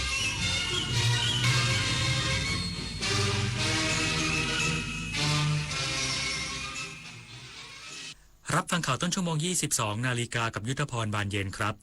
กระทรวงพาณิชย์เร่งสกัดสินค้านำเข้าด้อยคุณภาพการสวมสิทธิสินค้าไทยและธุรกิจนอมินีที่เอื้อผลประโยชน์ต่างชาติอีกสักครู่กลับมาติดตามรายละเอียดครับขอเชิญพุทธศาสนิกชนและผู้มีจิตศรัทธานมัสการพระสมเด็จองค์ปฐมพระพุทธเมตตาณวัดเทพประธานอธิพรอำเภอสอยดาวจังหวัดจันทบุรีพระพุทธรูปนินรัตนองค์แรกและองค์เดียวในโลกสร้างขึ้นเพื่อถวายเป็นพุทธบูชาและเป็นพระราชกุศลแด่ในหลวงรัชกาลที่ 9 เนื่องในโอกาสพระราชพิธีมหามงคลเฉลิมพระชนมพรรษา7 รอบ 5 ธันวาคม 2554ร่วมเป็นส่วนหนึ่งในการสืบสานศิลปะพุทธศาสนาแห่งภาคตะวันออกสักการะได้แล้ววันนี้24 ปีแห่งเส้นทางของกองทุนหมู่บ้านและชุมชนเมืองที่ดำเนินการภายใต้รัฐบาลที่สนับสนุนเสริมสร้างศักยภาพผ่านไปยังกองทุนหมู่บ้านและชุมชนเมืองทั่วประเทศโดยแบ่งตามขนาดของหมู่บ้าน3ระดับ S M L เพื่อให้กองทุนมีอิสระและมีส่วนร่วมในการดำเนินงานงบประมาณให้เป็นไปตามความต้องการของคนส่วนใหญ่โครงการ SML ส่งตรงโอกาสถึงชุมชนโดยชุมชนเพื่อชุมชนเกิดเป็นอาชีพสร้างรายได้และเป็นรากฐานในการดำเนินชีวิตอย่างมั่นคงสำนักงานกองทุนหมู่บ้านและชุมชนเมืองแห่งชาติโอกาสก้าวสู่เส้นทางศิลปินกลับมาอีกครั้งพร้อมปรากฏการณ์ครั้งใหม่ที่รวมการประกวดร้องเพลงไทยอมตะร่วมสมัยทั้งเพลงลูกทุ่งและลูกกรุงไว้ในเวทีเดียวกันกับโครงการเยาวชนสืบสานเพลงรักไทยโดยสำนักงานทรัพย์สินพระมหากษัตริย์ซีซั่น 2 เปิดรับสมัครตั้งแต่วันนี้ถึง 15 มิถุนายน 2568 ชิงถ้วยพระราชทานและรางวัลกว่า100,000 บาทติดตามข้อมูลเพิ่มเติมได้ทาง Facebook เยาวชนสืบสานรักเพลงไทยเอาถอยไปหน่อยเห็นไม่ชัดอ่ะเห็นไหมคะ ถอยนิดนึงเห็นหรือยังคะอีกนิดนึงได้ไหมโหมองการไกลเชียวนะคะอายุที่มากขึ้นมาพร้อมกับปัญหาความเสื่อมของดวงตามายืดเวลาดวงตาสุขภาพดีด้วยการมันสังเกตอาการผิดปกติรับประทานอาหารที่มีประโยชน์สวมแว่นตากันแดดไม่อยู่กลางแจ้งและตรวจสุขภาพดวงตาเป็นประจำทุกปีใส่ใจดูแลรักษาดวงตาเพื่อมองดูโลกอันสดใสไปอีกนานกระทรวงพาณิชย์เร่งสกัดสินค้านำเข้าด้อยคุณภาพการสวมสิทธิสินค้าไทยและธุรกิจนอมินีที่เอื้อผลประโยชน์ต่างชาติเพื่อปกป้องระบบเศรษฐกิจจากผลกระทบการค้าโลกนายพิชัย นฤทธพันธ์รัฐมนตรีว่าการกระทรวงพาณิชย์ประชุมติดตามผลการดำเนินงานตามข้อสั่งการของนายกรัฐมนตรีเรื่องการบริหารจัดการแก้ไขปัญหาสินค้าและธุรกิจต่างประเทศที่ฝ่าฝืนกฎหมายโดยมีความคืบหน้าที่สำคัญคือการบูรณาการการทำงานร่วมกันระหว่างกระทรวงพาณิชย์และกระทรวงมหาดไทยผ่านการตั้งคณะทำงานระดับจังหวัดเพื่อตรวจสอบสืบสวนจับกุมและดำเนินคดีกับผู้กระทำความผิดนอมินีโดยมีนิติบุคคลเป้าหมายจำนวน 46,918 รายเพื่อให้แต่ละจังหวัดตรวจสอบธุรกิจต่างประเทศที่ฝ่าฝืนกฎหมายและรายงานผลให้ทราบภายใน3เดือนนายพิชัยย้ำว่า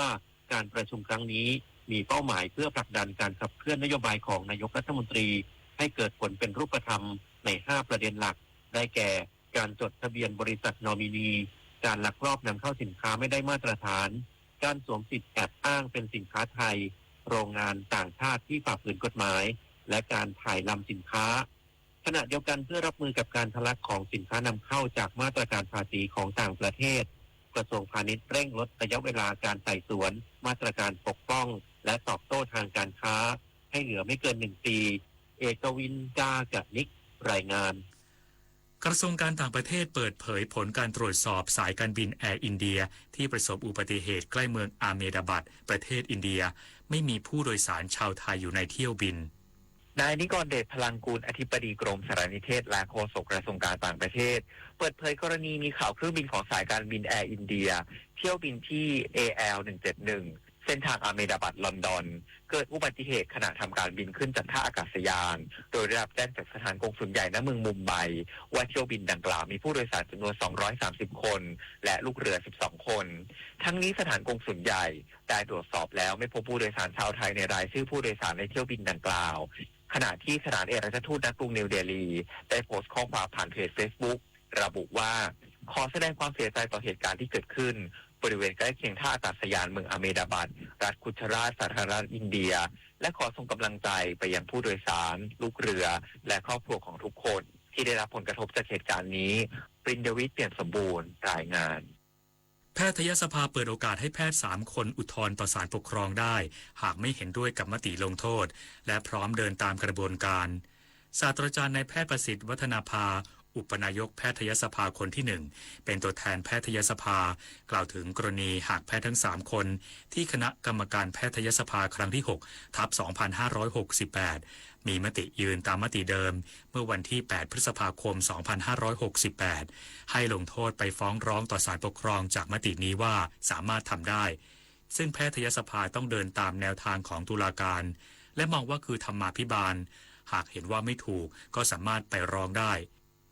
จังหวัดกาญจนบุรีประสบความสำเร็จการแก้ปัญหาไฟป่าในพื้นที่ป่าอนุรักษ์และป่าสงวนสามารถลดจุดความร้อนลงได้กว่า75%เมื่อเทียบกับปีที่ผ่านมานายชุติเดช กมลรัชนุชผู้อำนวยการสำนักบริหารพื้นที่อนุรักษ์ที่3เปิดเผยว่าจากข้อมูลสถิติจุดความร้อนหรือฮอตสปอตปี 2566 ถึง 2568 ในพื้นที่รับผิดชอบของสำนักงานบริหารพื้นที่อนุรักษ์ที่3ครอบคลุมพื้นที่กว่า 7.1 ล้านไร่ใน3จังหวัดได้แก่กาญจนบุรีสุพรรณบุรีและราชบุรีพบว่าการดำเนินการแก้ไขไฟป่าประสบความสำเร็จอย่างชัดเจนโดยจำนวนจุดความร้อนในปี 2568 ลดลงเหลือเพียง 1,625 จุดจากปี 2567 ที่มีอยู่ถึง 6,728 จุดพื้นที่ที่มีผลสำเร็จสูงสุดได้แก่อุทยานแห่งชาติเขื่อนศรีนครินทร์ที่สามารถลดจำนวนจุดฮอตสปอตจากปี 2567 จำนวน 2,085 จุดเหลือเพียง 283 จุดในปี 2568 วุฒิชัยบุญเฉยทีมวิทยุแห่งประเทศไทยให้ความรู้คู่ความสุข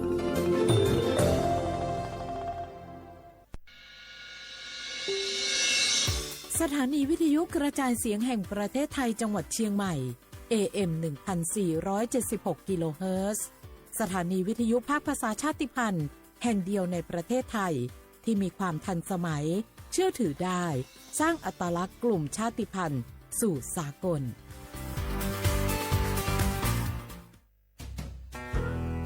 แม่คะทำไมเราต้องเคารพธงชาติและเปิดเพลงชาติไทยในเวลา 8 โมงเช้าและ 6 โมงเย็นล่ะคะก็เพราะว่าธงชาติและเพลงชาติไทยเป็นสัญลักษณ์ของความเป็นไทยให้เราภาคภูมิใจในความเป็นชาติและความเสียสละของบรรพบุรุษไทยไงล่ะ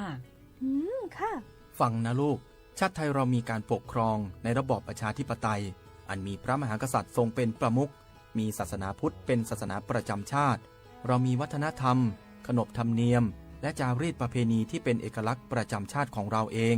ค่ะพ่อเพราะฉะนั้นนะลูกเราจงภูมิใจในความเป็นชาติและช่วยกันปกป้องรักษาชาติไทยเพื่อให้ลูกหลานเราได้อยู่อาศัยอย่างสงบสุขสืบไป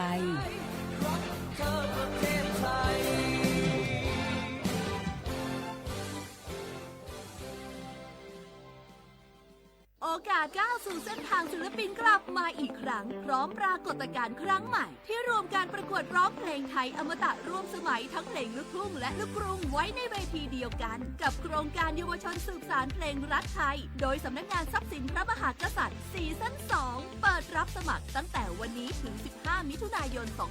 2568 ชิงถ้วยพระราชทานและรางวัลกว่า100,000 บาทติดตามข้อมูลเพิ่มเติมได้ทาง Facebook เยาวชนสืบสานรักเพลงไทยวันนี้คนไทยทุกคนที่อายุ 50-70 ปีตรวจคัดกรองมะเร็งลำไส้ใหญ่ได้ทุก 2 ปีที่คลินิกเทคนิคการแพทย์ชุมชนอบอุ่นไม่เสียค่าใช้จ่ายเพียงใช้บัตรประชาชนสังเกตสติ๊กเกอร์คลินิกเทคนิคการแพทย์ชุมชนอบอุ่นหรือจองคิวได้ที่แอปเป๋าตังเมนูกระเป๋าสุขภาพเลือกสิทธิสุขภาพดีป้องกันโรคดูแลคนไทยห่างไกลจากภัยร้ายมะเร็งลำไส้ใหญ่30 บาทรักษาทุกที่ที่คลินิกเทคนิคการแพทย์ชุมชนอบอุ่นสอบถามเพิ่มเติมสายด่วนสปสช1330 24 ชั่วโมงเจ็บป่วยต้องหาหมอแต่ไม่รู้ว่ามีสิทธิ์รักษาพยาบาลอะไรใช้ได้ที่ไหน วันนี้ตรวจสอบสิทธิรักษาพยาบาลด้วยตัวเองง่ายๆเพียงแค่เตรียมเลขบัตรประชาชน13หลักแอดไลน์ Official ของสปสช.ค้นหา @NHSO กดเพิ่มเพื่อนจากนั้นมองหาสัญลักษณ์รูปบัตรประชาชนกดเมนูตรวจสอบสิทธิแล้วทำตามขั้นตอนหรือโทรสายด่วนสปสช1330กด2ตรวจสอบสิทธิตลอด24ชั่วโมงหลักประกันสุขภาพแห่งชาติบัตรทอง30บาทสิทธิหลักประกันสุขภาพของคนไทยเจ็บป่วยเมื่อใดอย่าลืมบัตรประชาชนยืนยันตัวตนทุกครั้งที่ใช้สิทธิหลักประกันสุขภาพแห่งชาติหรือบัตรทอง30บาทเพื่อความรวดเร็วถูกต้องและป้องกันการถูกสวมสิทธิ์เพียงเท่านี้ก็ใช้สิทธิรักษาได้แล้วสำหรับเด็กเล็กให้ใช้ใบเกิดคู่กับบัตรประชาชนของผู้ปกครองหลักประกันสุขภาพแห่งชาติบัตรทอง30บาทสิทธิดูแลสุขภาพของคนไทยสอบถามเพิ่มเติมสายด่วนสปสช1330ตลอด24ชั่วโมงฝนตกหนักน้ำท่วมภัยธรรมชาติที่เราหลีกเลี่ยงไม่ได้แต่เราสามารถเตรียมตัวให้พร้อมเพื่อความปลอดภัยของทุกคนในครอบครัวได้ก่อนน้ำมาเตรียมตัวให้พร้อมเก็บของสำคัญขึ้นที่สูงเช่นเอกสารสำคัญเงินสดและสิ่งของจำเป็นอื่นๆและถ้าหากบ้านอยู่ในพื้นที่เสี่ยงให้ติดตามข่าวสารจากทางราชการอย่างใกล้ชิดเตรียมไฟฉายแบตเตอรี่สำรองวิทยุสื่อสารและยาสามัญประจำบ้านไว้ให้พร้อมและอย่าลืมตรวจสอบเส้นทางอพยพที่ใกล้ที่สุดด้วยขณะเกิดน้ำท่วมอย่าเดินฝ่าน้ำที่ไหลแรงหลีกเลี่ยงการสัมผัสกระแสไฟฟ้าและหากต้องอพยพให้ปฏิบัติตามคำแนะนำของเจ้าหน้าที่อย่างเคร่งครัดเมื่อภัยผ่านพ้นตรวจสอบความเสียหายของบ้านและทำความสะอาดเพื่อป้องกันโรคที่มากับน้ำท่วมเตรียมตัวให้พร้อมก่อนภัยมาถึงเราจึงจะปลอดภัยด้วยความปรารถนาดีจากสำนักงานประชาสัมพันธ์ที่3กรมประชาสัมพันธ์ในยุคที่เทคโนโลยีก้าวกระโดดโจรออนไลน์ก็ก้าวตามมาติด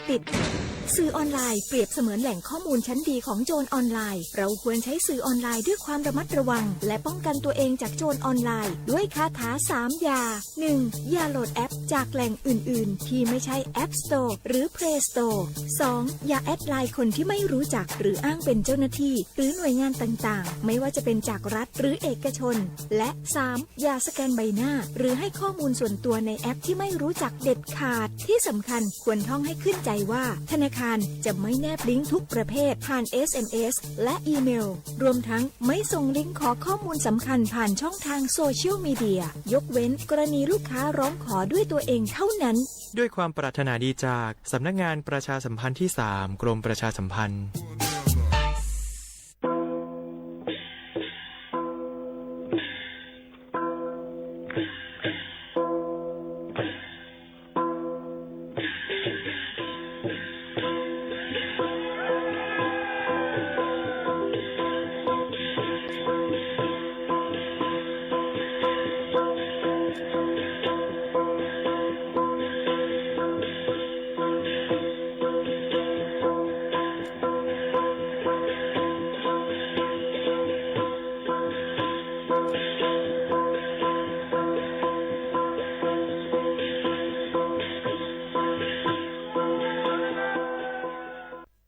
พี่น้องเขาสนใจใครปืนเผาผ่านตั้งห้องปล่อยเสียงสวทเก้งใหม่ปั่นตั้งหูห่มปาดังมีดังซื้อถ่อมแจ้งแล้งหลีกว่าไก่ในปืนตีเจดอนเก้งใหม่กับสืบมาเลยดีสวทเก้งใหม่หมายฝน053-276-068และ0922468579อันมาลูกจุกไหลไว้สีมือล่มกว่าบอกกำนึงนั่นเป็นรองอ่องเปียง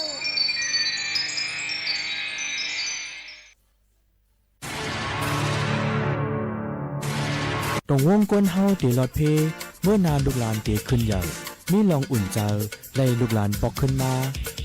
ผมให้กังปันลูกหลานเฮาเศร้าอย่างใจห่างเพอย่าเมากำผมมือกันเป็นแห้งอ่อนให้กังเพอันห้ายลงอย่าเมากำโดยตรงวงก้นเฮาหากูก็ตรงวงก้นลอดเพอ่อนหมมือให้สั่งตาเมื่อนาลูกหลานเฮาขึ้นสูงห่างไกลยันเพอย่าเมากำกูมือตาเส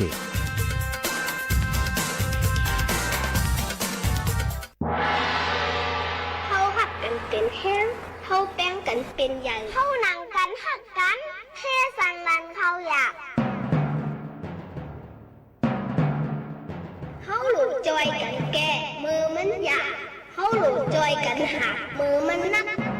หลูหมอหักกันมือไปตายหลูหมอเซร้ายมือไปซุ้ม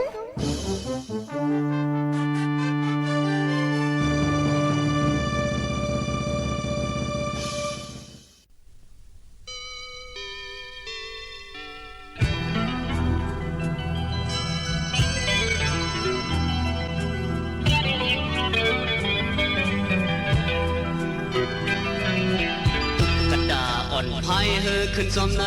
นำดูเสกึดเวทีสีโปตุกกระดาอ่อนยังลือกึดเท่ากันขึ้นคุ้งเยาว์ยาหกปอยโปจู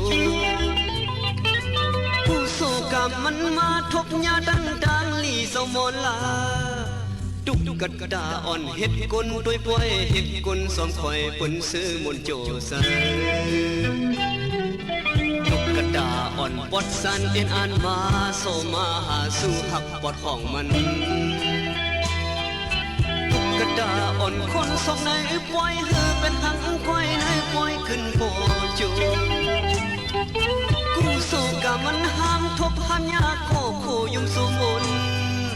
ตุกกระดาอ่อนเฮ็ดบุญด้วยป่วยเฮ็ดบุญสมคอยเปิ้นมีสู่อยู่ซ้ำเพื่อจะปล่อยไว้สายสิพายฮือมันขึ้นซ้อมนำดูกว่าบอกว่ามีปืนขึ้นกูกี่ไหนนำน้องกี่ไหนนำดูอยู่กระดาอ่อนควังตาเสียโอ้นำน้องมาไล่เอามัน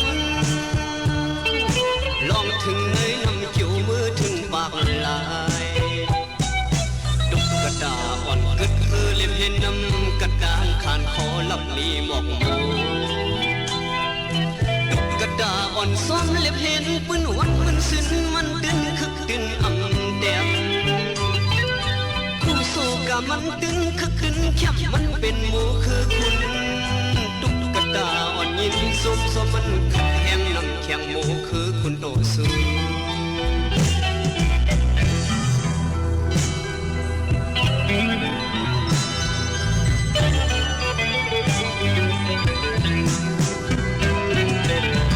ถึงปล่อยไว้มันสายสิพายเฮือมันขึ้นซ้อมนำดูกว่าบอกว่ามีปืนขึ้นกูกี่ไหนนำน้องกี่ไหนนำดูอยู่ตุกกระดาอ่อนควังตาเสียกูนำน้องมาไล่เอามันลองถึงไหนนำเกี่ยวมือถึงปากลายตุกกระดาอ่อนกึกคือเล่นเห็นนำกระดานขานคอลับลีหมอกโมตุกกระดาอ่อนซ้อมเล็บเห็นปืนวันมันสิ้นมันตึงคึกตึงอ่ำแดมกูโซกะมันตึงคึกตึงแคบมันเป็นหมูคือคุณตุกกระดาอ่อนยิ้มส้มส้มมันขัดแห้งน้ำแข็งหมูคือคุณโตสู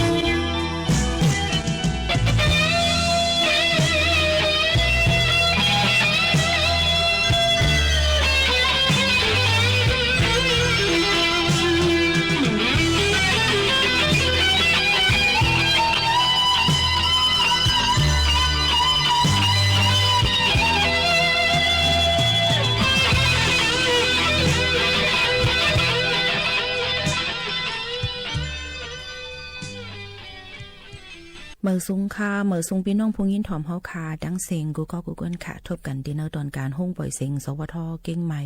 AM 147กิโลเฮิรตซ์ค่ะทบจำกันกูวันพอถึงมาข่าวยาม10 โมงถึง 11 โมงกลางเนื้อและกลางค่ำอยู่จอมข่าวยิงหมูขาวโน้นสุภาวันเชื้อสารวินเป็นอุ้ยก่ออุ้ยแซปอแม่ปีน้องๆเฮาเขาอยู่ค่ะออ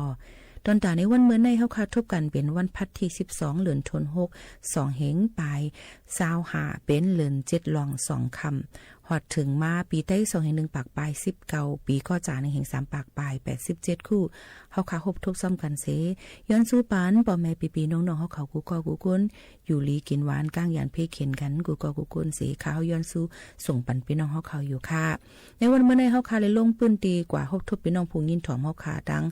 ลอยหล่อเลยตั้งสันซ้ายนี่ค่ะอ๋อตอนน่ะก้นอันไปถอมห้องป่วยเสียงเฮาค่ะจิมจังนั้นนี่ก็บ่หันนี่ก็อย่าลืมต้องตะกันจ้อมและอัดเสียงเสเอามาฝากตวนจู้ถึงพ่อแม่ปีๆน้องๆเฮาเขาในวันเมื่อในค่ะออนกันลือเฮือลือใจกันโชแก็บกำกวนค่ะ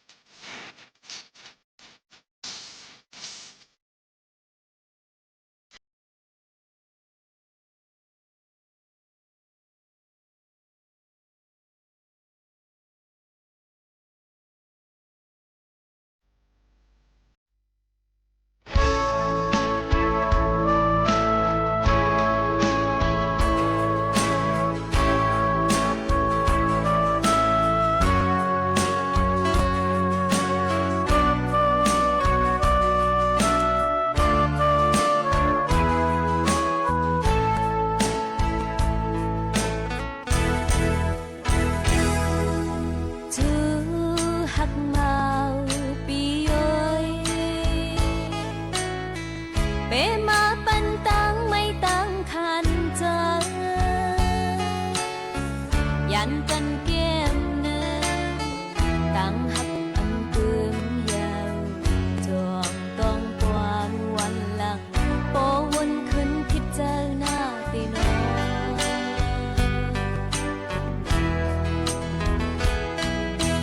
ลืมเป็ดกว่าเละจ้าโปวันหนึ่งมาใจขึ้นตีหูหลงหักเปียงน้องใจวนหาตุยคืนเล่ตาลืมความหักกันนางนอนคืนน้ำผ่านมาใจเมายุ่มยุ่มพอความหักอ่อนมายังไงตีนางไล่ข้ามตั้งอยากเจอตุยหันถึงวันปุ่นนางเป็นพิจารณา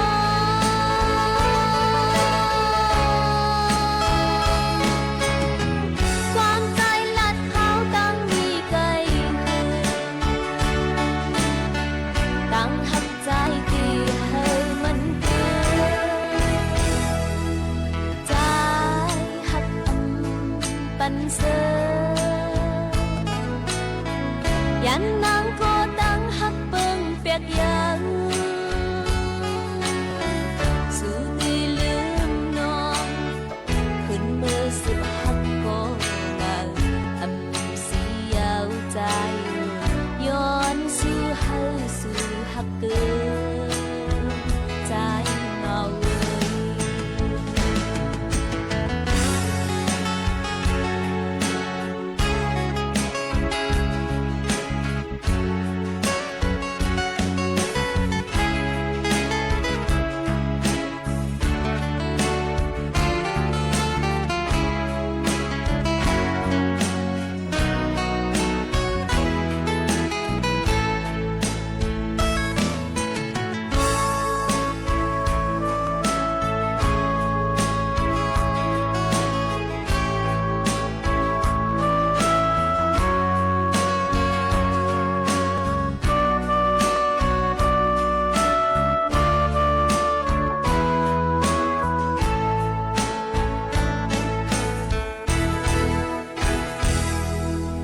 จู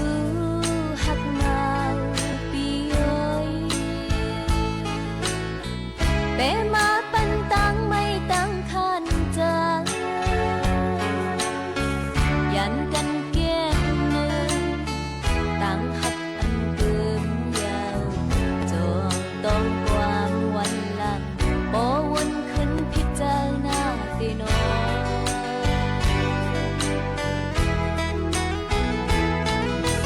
ลืมเป็ดกว่าเละจ้าโปวันหนึ่งมาใจขึ้นตีหูหลงหักเปียงน้องใจวนหาตุยขึ้นเล่ตาลืมความหักกันนางนอนคือน้ำพันมาใจเมายุ่มยุ่มขอความหักอ่อนมายังในเด็กนางไล่ข้างตั้งอยากเจอตุยหันถึงวันปุ่นนางเปพิจารณา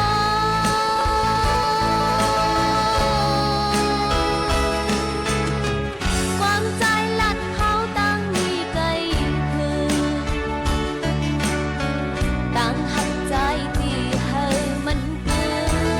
ดใจหักปันเสอยันนำก็ตั้งหักเบิ่งเปียกยังสู่ที่ลืมน้องขึ้นมือสิบหักก็มา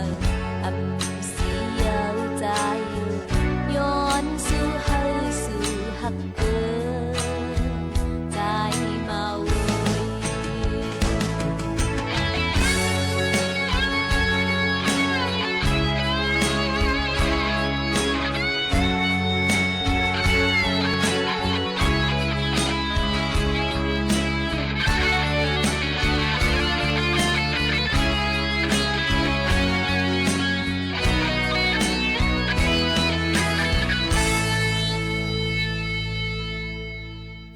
น้องเฮาเขาวงวังในเดมีฝนลมๆตกหมังเปิ้นตีที่ห้าวแห้งหมังตีก็ที่อ่ำบ่ตกน้ำซึ่งหือกอลีค่ะมันเป็นข้าวฝนพี่น้องเขาถูกลีไลฟังกันไว้ในค่ะรู้ลำด้วยถึงลองโคของเฮิรนเยอุกจ่าปิกเจลองป้ายอยู่ลีเฮาคาอีกป้าดังกว่ามาไปให้รถเพกันกูก็กูกวนตั้งหมดทั้งเสียงในข้าวย้อนสู้ส่งปันกูก็กู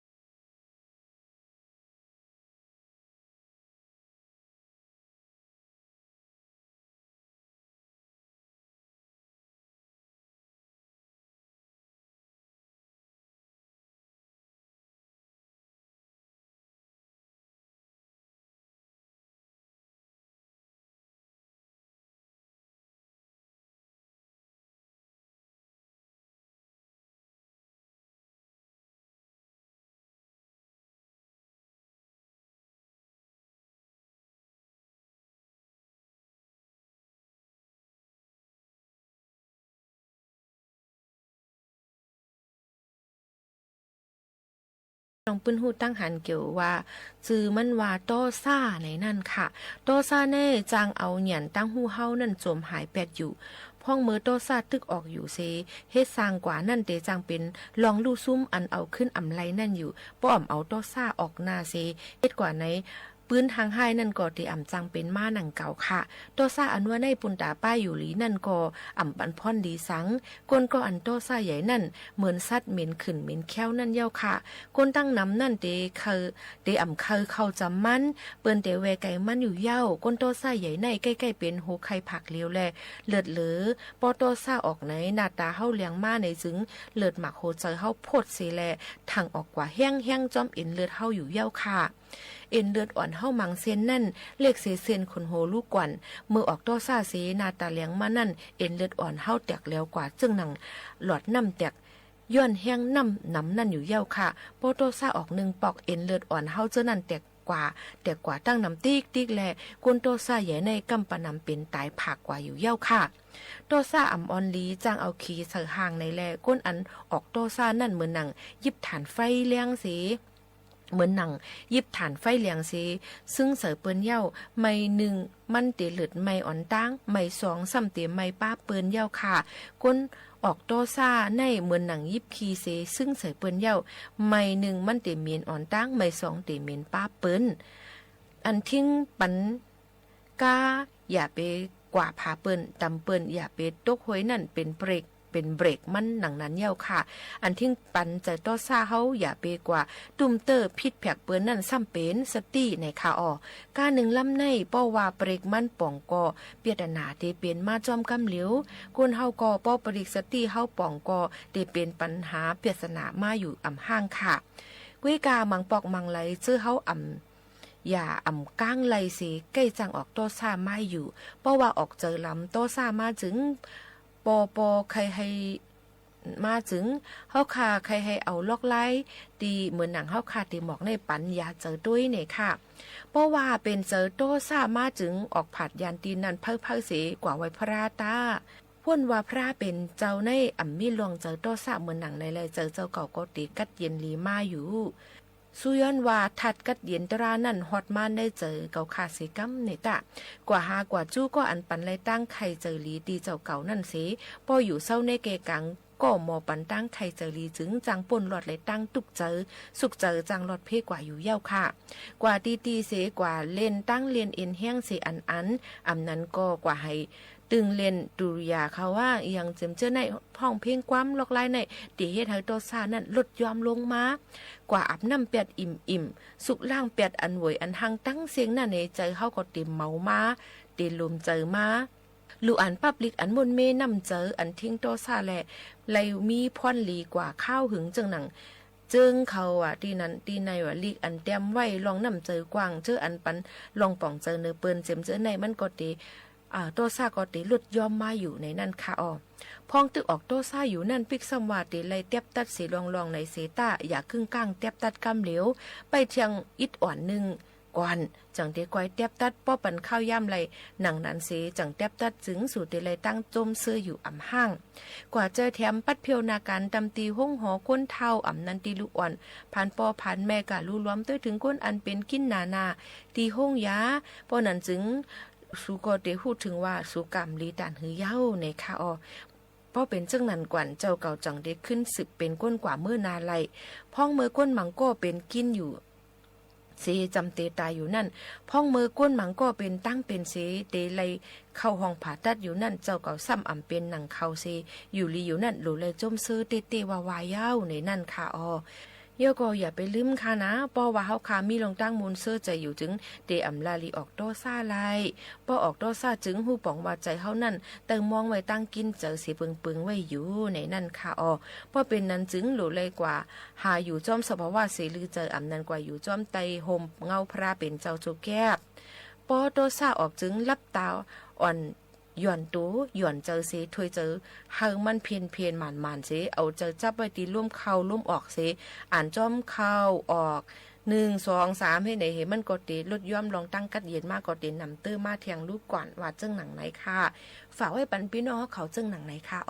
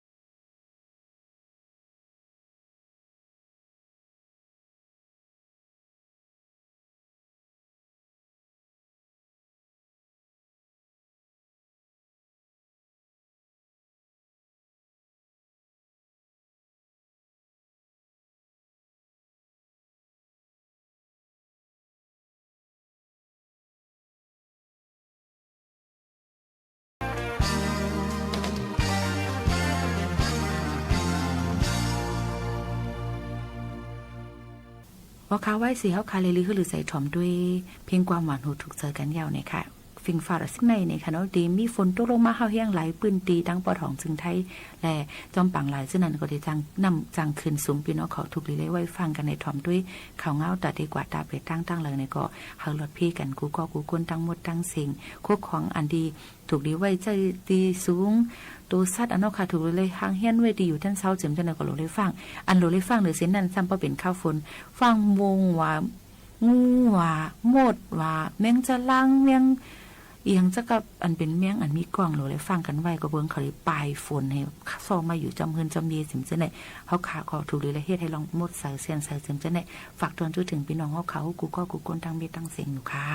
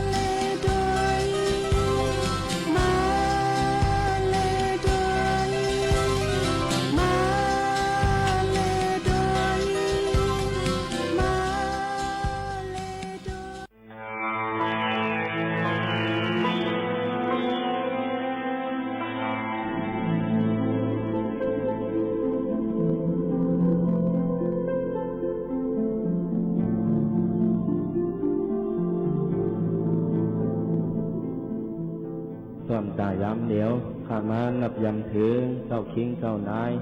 ยิงใจพวกมีพี่น้องทั้งสิ่งเสียแน่เขาขาดที่มาคัดโหถ่อมยินตราเจ้า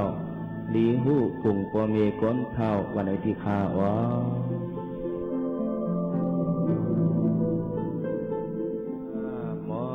ตัสสะภะคะวะโตอะระหะโตสัมมาสัมพุทธัสสะติสรณัมอหังวันตามิสัพพตาสาธุสาธุสาธุ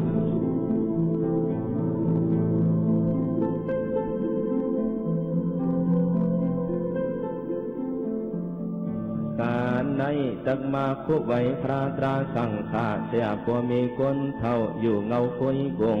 ยำยุงใกล้เก่าลาดได้ถ้าวันย้อนเตรียมย้อนหอทำโมสุบเสียงเสียงดาวสีขาวหูเจอคนเมืองปางสันเสออ่ำกุนำเศร้านานยาวทั้งในวันกันเลี้ยงหันตราวันกาวนนาเจอหูปองตราเจ้าดีหูคงพอมีคนเท่าสุขเท่าสีหลังเปิ้งปังเปียหมอกเฮอตั้งเตอตั้งห่องลีหูเอาผู้หญิงใจแจนเฮออันลุกอ่อนโมสอนหูปองเจียงสืบเพียงขึงส่องตังลีคนเท่าเฮาเข้าต้องเอาลายทันขึ้นอันเนปันยิงใจเข่งวันปีป่องเจียงลอยตาอันนอมยามเหลียวอ่อนกันต้องก็ต้องตาซื้อมาเศร้าอ่องกุนกลางทะเลทัดขังจอมตราพระหัวส่วนอ่อนเนตั้งเลี้ยงลายเปียงกู้เมียวอันเฮอปองแก่นเจ้าโหว่าอย่าเหตุการณ์เมือกลึกวังกันดีสุขสีหูเจอเฮอตื่นเฮอจางเปิ้งปังเมาเศร้าเจอในคำเจ้าหอมอย่างเถิดเสียงว่นปองเจียงขึงสองวันหูตังเลี้ยงลอยดาอย่าเปียอยู่ปิ้นอยู่เปียดลายลายดอกหลอกลาดหมวกนุ่มเท่าให้เข้าจ้องการกึ่งตานใกล้เยี่ยมมุงหันป่องตังลีเกิดเปลี่ยนคนมาเปลี่ยนตาเจียมือวันอ่อนพอมีโหสอนเปลี่ยนหรือสุบหรือความข้าวยามเขียงวันปียาเปืองในยามคนเฮาในเฮปอกึ่งอันพอมีดูหันปันกินนมมาดุมหลาส่วนโตโกยุงมาเตียงโกเมียงมาจีโกมีหลวงตังขี่จีหอยเสืออูเยอะเขาเฮเยอะเย้าหมังเจอเสือเศร้าหูกุ่งพวมีคนเท่าลาเฉเจอในตักขี่จะหมอกเฮจือเจอพื้นหมู่ปันขอความทำตุ้งมัดสีกำลอยจ้ากวบอันมังก็ไปหูเปืองสายังอันโมลาพวมีถึงตีมองเฮตันพิษอิดอีจีจวนเขาสอนจะปักลาดฟาดฟาดศพผู้หน้าปอตุเฮ็ดตีกนเท่ามีไหนตุกตาใจก็เขาลูลาดความพิดหูพิดตั้งหังโหยังอันจมโขควักควักความยอกมัดเปลี่ยนความหวานจมขันจมนวมเฮ็ดจอมหัดไอฝ่าเข้าขับเจอเปิ้นยังใหญ่สิพอล้อมีคนเท่าเฮานะความอ่านพวมีคนเท่าเฮานั้นสว่าหวานขึ้นขันพวกแกนงานยังอ่านทำมังเนื้อหลังเฮินเฝ้าความลำความเว้าหลัดเย็นไก่ฮึดท่าเอมังพวกญาติกว่ากัดเนื้อพุกเฮาเปลี่ยนก็ลูกพวมีโลสั่งการนั่งต้องไม่พวเลยยินถ่อมเธอซื้อฟักกัดนำอันเขียวอันสอมตักกับน้ำทิดซ้ำโปลาดว่าโอ้คนเท่าที่มาต้องฮิตดีเมื่อเอ็นอ่อนฟักฮีฟักเดือไว้กูปอกตาเสไหนก็หมอป้องอื่นเขาป้องพวกเขาสุดขึ้นยาวนาเมียวไหนดุกดังเคยนับย้ำพวกเมมีเสงยย้ำยงหูคือกุงคือตังห่างกายวันเลียงให้เจอมือย้ำเฮาเรียกเฮาเลียงเศร้าเพียงเนื้อตักพวกมีต้วนเสื้อยับเสื้อมังเอาจับเนื้อหลังเชียวเจเฮาของเงี้ยเสียนเสียงเฮียงห้องให้ละยามสังว่าเฮาหลีคุ้งทบเยี่ยมเขาสวมซบมาปั่นตื่นอันเขาเปลี่ยนลาเสียงเจจูตอนทูหลองเปียงเจอซ้อยหยอบเพื่อในดีหูกุงพวกมีคนเท่าตราเจ้าตักไข่โหอ่านถึกสานสาธกะไข่คอเนมหมอก วันหูจักต้องลอยดาบเมื่ออันพวกมีเจ้าเก่าย้ำเผาตึกอันมีไว้คันทากายาสาซาประสาซาหุดถวยรวมเข้ารวมออกลิดลีใน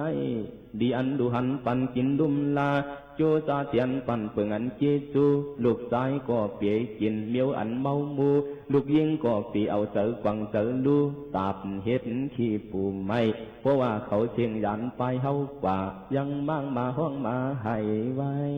นะจังว่ากวนคิดเจอไว้หลังก็เปิดเจอกวังโมหาเดียนเจนจาหูจักหลีกุงจาง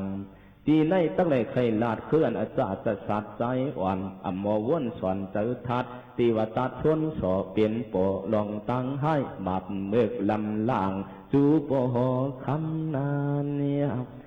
นายเนเป็นอังเมือนพระเปลี่ยนเจ้าพระเกาวาสมาสัมพุทธากุงเกาเปื้องปังยางเศร้าเหมือนยังมีมนต์สงพระวันกาเศร้าถังดังหลังจองคันจะเปจะปานโบกยำเงาเจียนเปิกนั้นเงินนอมที่อันอย่าใส่โจจึงเมืองยำนันที่อันก้นกึนวันคืนอีลูนังเวียงเปื่อนส่งเศร้ามนเปียที่จ้องไว้ลู่วนฟงมีกุ่งมุงห่มหนุ่มเท่าพระเปลี่ยนเจ้าเศร้าอยู่เสือผิววิหาระจังตื่นลิมเมียผีเต่าเสือล้วนกวนเต่ากันอามตื่นว่าลีงามไว้ในเมืองยาใส่โจนั่นอันเปลี่ยนเปลี่ยนปีสารายาจาผู้เจ้านั่งเปิงเงาเวียงเจียวหกคำมือนั้นนาวันก็เฮงหน้าเมืองก็เสือนำเลยกนผ่านกนมียุ่มสินทำเปียวมวนไว้ยามอันเปลี่ยนตนเสือพระมุนเสียงเสาเพียงจ้องคำโหทำกุไลกำชอดหวานเขาก็อ่อนกันมาเข้าจ้องกันนำสานซ้อนเปิกก้อยกึดตีวัดตัดเสือเมือกลำสวมตือยอมเปื้ยันเจ้าตนเงียนมันเคยขายเกิงมันซ้ำเสือเมือกเสือเลื่องไว้เนี่ยที่วัดตัดไหนอยู่เกี่ยต้มยัดสังขาวันตั้งธรรมาวนไข่ปนในโลกีสานช้ำจ้ามินเนื้ออากาฟ้าหมอกขาดกูยัดมินเปลี่ยนมีพงเปื่อมันยุ่มยำอรหัมมุนสงพระสวมตราคว่ำเอาตุงโคลาดนั้นยานายเลปัวหมอมินที่เนื้อกังหาวเลือนเหล่ามูพยามันซ้ำเจนจะผิดฝนลำอ่อนโตโตเปิงใส่ทุงล่วงมานหางมันว่นว่านั่งอันห่างเก่ามินไหลสานไหลไหนอำเจอกวบยมพระกอดมาเปลี่ยนกวบตังจ้าตังกัดตังแขนล่วงเหรียญเข้มถูกอาบมีญาณเก่าในกลผู้นายว่าสมันลืมกุ้งฟูดเจ้าเสือเศร้ามันออกลาดหมอกตะกาช้ำปากว่าเก่าในมินเปลี่ยนของเปิดตังกัดเชียงเก่าในก้อยมกายังอันเข้าเปิงเข้าปุดตีอยู่ตีนอนพระมุนเสียงเข้าเปิงความเถียงเชียงมันยำอันเอาเปิงอ่องเจ้าในยังอันมาจูเพียวถึงคำขึงนายสันกอันยังอันเสียนหอยเถามาลาดอุบพอใครสู้สมาสัมพุทธาโกดอลาดวันเนื้อกาเจ้าอย่าหันฝั่งขาตีนวิหาจงเจ้าป้าหนุ่มป้าเท่าอำในเศร้าอยู่ปัวเปิ่นมาดูอำหนูฮับคำได้ตัวเมียปันเฮมือทางเนื้อห่มลำไม่เอาคูป้าป้าเจอในพระเจ้าลีลาดเขาตวงปีเฮเศร้าตีเนื้อจองในอ้าวเนื้อกาซื้อไหนมันเสือฟ้าเปลี่ยนเจ้าปิ้งหยาบที่เนื้อสังขาเฮาอยู่เนื้อป่าไม่เนพอปันยืนซื้อเขาพอเปิ่นมาลูปีฮับห้องเอาว่าเมื่อนั้นฟ้าเปลี่ยนเจ้าจังว่าอำเจอไล่มันขึ้นวันตีนเนออีลูนำเนอตั้งเจอจ้วมคือหนังหอยเท่าอำเปืองยาวนามนายเลปัวมีเปิงนั่นมันก็ขึ้นอันคายเกิงกายานหมุนเฮิงกวับตังเอาเปิงเปียกเฮ็ดเฮายานสังขานำหนาสุกยงตัวมุงหน้าเมืองมวนไว้สอหอส่วนสอย่ามุยยึงสุเมอเตียกมันในคายเกิงมันเข้ามายาพระเจ้าหมุนเฮิงเฮายาว ยังอ่านเคอกวนเมืองตะการน้ำหน้าหนุ่มเท่ายุ่มยำห่างมันเยอะสีฟ้าเปลี่ยนเจ้ารู้กวนเยอะอ่อนจ้าอำหูเลจังเอาเปียกทีดังยังอ่านเคอหมุนคำพระวันกากินเจอเคอน้ำเหลือเปียงจังอำตานวังตาเข้ามันยามันเพียกตนเจ้าไว้สังว่าติวัตัดยาพระตั้งมาไปเทเนปันปืนมันอยู่ตันเหอสังลางหูปองการเมืองหลงยาใส่โจรนั้นคุณหอคำเพียงปีสาราสีก็มีไม่ดุใจอ่อนก็หนึ่งข่าวของสูงขึ้นลอยไม้พวงอันเข้าเป็นมังสาตายอ่อนไปมีตังวนตังส่วนสีถึงตีติวัตัดเที่ยวกวางขึงสองจ้ามยังเย้ากองยองน้อมจูไปสิไปมีตังหูเปลืองสังสัมยาอันกวังคิดตังเจอช่างจำกันเหตุนั้นมีมาวันการนั่งเจอกูเขาอ่างนั่นติวัตัดก็ก็ยันเที่ยวถึงขับขึงวันเอาวันกามังสาปัวเปลี่ยนเนียนเจอเชียงมันกลมโหจู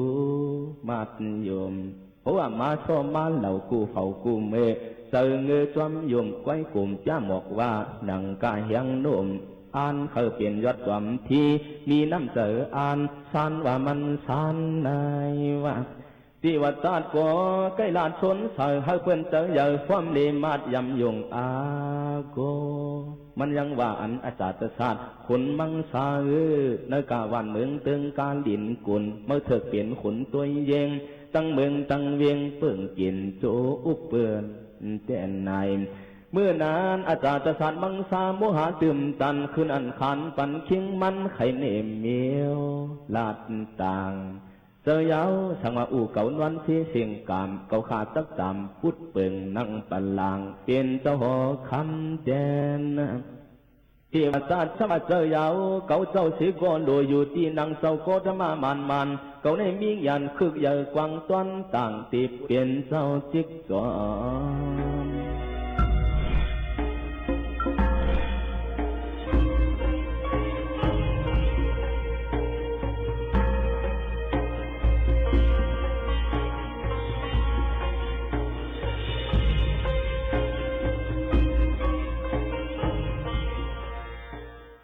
ข้าย่อมจำโมดจำเสียงค่ะปอแม่พี่น้องเขาค่ะตีย้อนผัดยันปอแม่ปีน้องๆเขามือกว่าก่อนเยาค่ะนะจงขึ้นมาโฮมมาทุบจอมปอแม่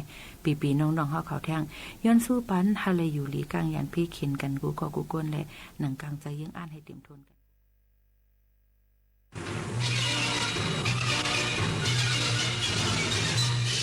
สถานีวิทยุกระจายเสียงแห่งประเทศไทยและเครือข่ายทั่วประเทศเสนอข่าวต้นชั่วโมงรู้เร็วรู้จริงเกาะติดทุกสถานการณ์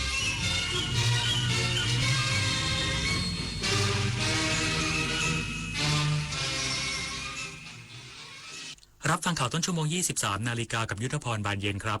เลขาธิการคณะกรรมการป้องกันและปราบปรามการทุจริตแห่งชาติชี้แจงข้อเท็จจริงกรณีคดีชั้น 14 โรงพยาบาลตำรวจ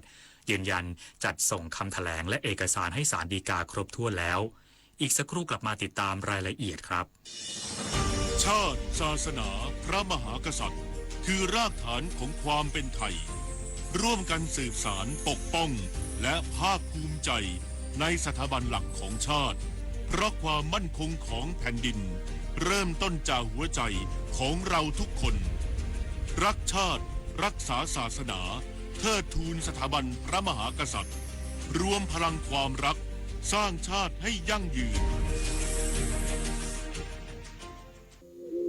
อาชญากรรมออนไลน์ความท้าทายและโจทย์ใหญ่ของประชาคมอาเซียนที่ต้องผนึกกำลังกันรับมือภัยไซเบอร์ในภูมิภาคผ่านกรอบความร่วมมือสู่โรดแมพ 4P Preventing ป้องกันการแทรกซึมขององค์กรอาชญากรรม Pursuing นำคนผิดเข้าสู่กระบวนการยุติธรรม Protecting ปกป้องเหยื่อและกลุ่มเปราะบาง Promoting เสริมพลังความร่วมมือทุกระดับร่วมสร้างภูมิภาคที่ปลอดภัยไร้พรมแดนและเข้มแข็งไปด้วยกัน อายุเข้าเลข 6 แล้วจะเริ่มต้นอาชีพใหม่ได้ไหมนะ ได้สิครับ ผู้สูงอายุ 60 ปีขึ้นไปที่ยังมีไฟ สามารถกู้ยืมเงินทุนประกอบอาชีพกับกองทุนผู้สูงอายุได้ไม่เกิน 30,000 บาทต่อคน หรือ 100,000 บาทต่อกลุ่ม ผ่อน 3 ปีไม่มีดอกเบี้ย พร้อมก้าวสู่การเริ่มต้นอีกครั้งอย่างมั่นคง ดีจังเลย แบบนี้จะได้เปิดร้านเล็กๆ อย่างที่ฝันไว้สักที เงินทุนปลอดดอกเบี้ยกับกองทุนผู้สูงอายุ สอบถามเพิ่มเติมได้ที่กรมกิจการผู้สูงอายุ 1300คนชอบตื่นเช้าฟังข่าวตอนเช้าให้ทุกเช้ามีสาระตีของร้องข่าว สื่อสารตรงถึงชาวบ้านในทุกพื้นที่ผ่านหอกระจายข่าวทั่วไทยจากการจับมือกันแน่นของกรมประชาสัมพันธ์และกระทรวงมหาดไทยออกอากาศทุกวันเวลา 6:30 น.ถึง 6:45 น.ในรายการข่าวยามเช้า FM 92.5 เมกะเฮิรตซ์ทางสถานีวิทยุกระจายเสียงแห่งประเทศไทยและเครือข่ายทั่วประเทศรองเลขาธิการคณะกรรมการป้องกันและปราบปรามการทุจริตแห่งชาติชี้แจงข้อเท็จจริงกรณีคดีชั้น 14 โรงพยาบาลตำรวจยืนยันจัดส่งคำแถลงและเอกสารให้ศาลฎีกาครบถ้วนแล้วนายภูเทพทวีโชตินากุลรองเลขาธิการคณะกรรมการป้องกันและปราบปรามการทุจริตแห่งชาติหรือปปชในฐานะรองโฆษกสำนักงานปปชเปิดเผยกรณีมีรายงานข่าวเกี่ยวกับคดีชั้น 14 โรงพยาบาลตำรวจซึ่งอยู่ในระหว่างการพิจารณาของศาลฎีกา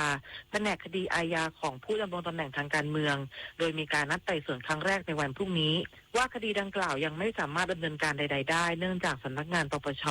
ยังไม่ได้จัดส่งเอกสารครบถ้วนยืนยันว่าข้อมูลดังกล่าวไม่ถูกต้องเนื่องจากคณะกรรมการปปชได้มอบหมายให้สำนักงานปปชจัดส่งคำแถลงพร้อมเอกสารประกอบที่เกี่ยวข้องไปยังศาลฎีกาแผนกคดีอาญาของผู้ดำรงตำแหน่งทางการเมืองเรียบร้อยแล้วโดยศาลฎีกาได้รับคำร้องของโจทก์ดังกล่าวไว้เพื่อประกอบการพิจารณาแล้วเช่นกันซึ่งศาลฎีกาไม่ได้มีหนังสือแจ้งให้คณะกรรมการปปชดำเนินการเพิ่มเติมอีกคณะผู้แทนของคณะกรรมการปปชจึงจะเดินทางไปศาลฎีกาตามกำหนดนัดในวันพรุ่งนี้ตามเดิมทั้งนี้สำนักงานปปชขอความร่วมมือสื่อมวลชนตรวจสอบข้อเท็จจริงก่อนการเผยแพร่ข้อมูลเพื่อให้ประชาชนได้รับข่าวสารที่ถูกต้องครบถ้วนและไม่ให้เกิดความเข้าใจคลาดเคลื่อนต่อการดำเนินงานของหน่วยงานรัฐชวิสาปทุมมารายงานกรมการจัดหางานบูรณาการความร่วมมือหน่วยงานที่เกี่ยวข้องจับกุมแรงงานต่างด้าวผิดกฎหมายขณะไลฟ์สดขายสินค้าในห้างสรรพสินค้าย่านรัชดานายสมชายมรกตศรีวรรณอธิบดีกรมการจัดหางานเปิดเผยว่ากรมการจัดหางานบูรณาการความร่วมมือกับสำนักงานตำรวจตรวจคนเข้าเมืองสถานีตำรวจนครบาลห้วยขวางและสำนักงานคณะกรรมการอาหารและยาหรืออย.ตรวจสอบแรงงานต่างด้าวผิดกฎหมายพบว่ามีการจ้างแรงงานต่างด้าวโดยไม่มีใบอนุญาตทำงานพร้อมตรวจยึดผลิตภัณฑ์ที่ไม่มีฉลากภาษาไทยและไม่มีเครื่องหมายอย.มาดำเนินการตามกฎหมายมีผู้กระทำความผิดประกอบด้วยนายจ้าง1 รายและแรงงานจีน13 รายถูกแจ้งข้อหาและนำส่งดำเนินคดีแล้วโดยแรงงานต่างชาติที่ไม่มีใบอนุญาตทำงานและเดินทางเข้ามาด้วยวีซ่าท่องเที่ยวมีโทษปรับ 5,000 ถึง 50,000 บาทและถูกส่งกลับประเทศทันที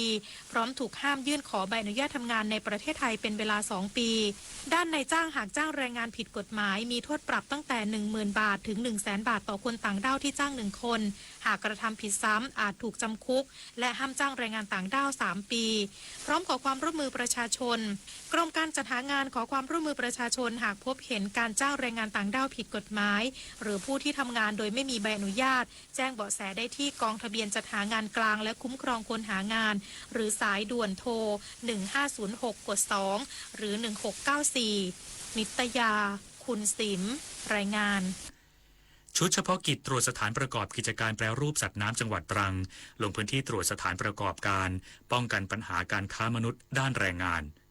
นายเจริญพูลช่วยสวัสดิการและคุ้มครองแรงงานจังหวัดตรังเปิดเผยว่าจังหวัดตรังโดยชุดเฉพาะกิจตรวจสถานประกอบกิจการแปรรูปสัตว์น้ำจังหวัดตรังได้ลงพื้นที่ตรวจบูรณาการสถานประกอบกิจการแปรรูปสัตว์น้ำในพื้นที่22จังหวัดชายทะเลอย่างต่อเนื่องเพื่อการแก้ไขปัญหาการค้ามนุษย์ด้านแรงงานและการใช้แรงงานเด็กมีการบริหารจัดการอย่างเป็นระบบมีมาตรการที่ชัดเจนและดำเนินการอย่างต่อเนื่องเพื่อคุ้มครองแรงงานในเรือประมงทะเลไม่ให้ตกเป็นเหยื่อการค้ามนุษย์ด้านแรงงาน ได้รับสิทธิประโยชน์ตามกฎหมายคุ้มครองแรงงาน และไม่ให้มีการใช้แรงงานเด็กในเรือประมงทะเล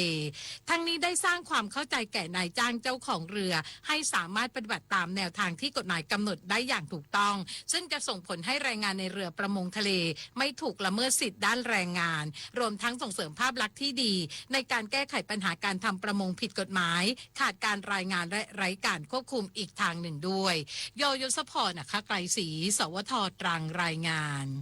จบข่าวยุทธพรบานเย็นอ่านรับฟังข่าวครั้งต่อไปเวลา 6 นาฬิกาครับติดตามข่าวที่นำเสนอไปแล้วได้ที่ www.thainews.prd.go.th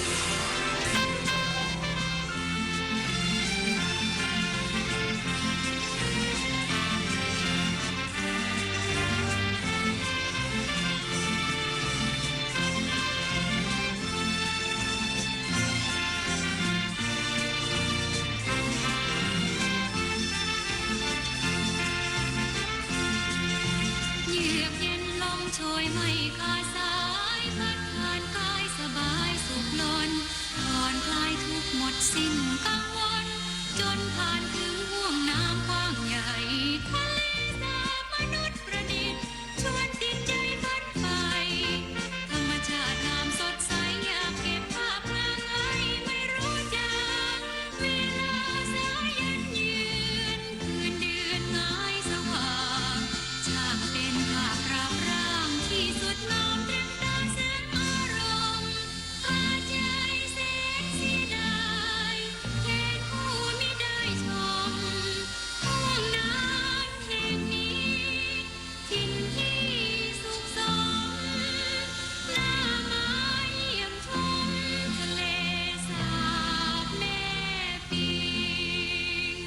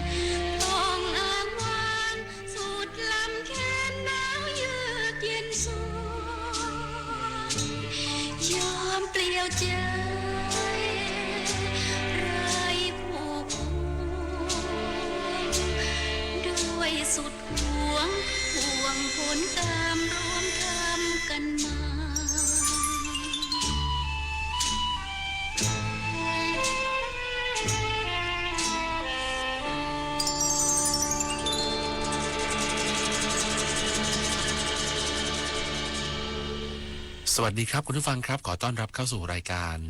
เพลงประทับใจครับคุณผู้ฟังจะได้ประทับใจกับเพลงเพราะๆในรายการของเราเพลงลูกกรุงสบายๆครับ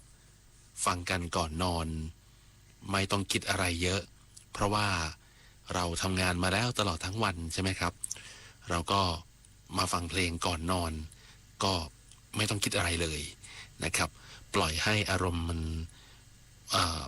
ไปตามเสียงเพลงเพลงไหนกล่าวถึงนกก็นึกถึงนกเพลงไหนกล่าวถึงไม้ก็นึกถึงต้นไม้อะไรอย่างเงี้ยครับเพลงไหนพูดถึงแม่น้ำลำธารก็นึกถึงแม่น้ำลำธารถ้าหากว่าเพลงอาจจะหดหู่ไปหน่อยความรักผิดหวังก็เป็นไปตามเพลงเราก็ปล่อยให้มันไปตามนั้นอาจจะคิดว่ามันเป็นตรงกับเราหรือเปล่าอะไรประมาณนั้นนะครับเพลงประทับใจครับพบกันจันทร์ถึงศุกร์นะครับตั้งแต่เวลา 23 นาฬิกานิดๆนะครับหลังข่าว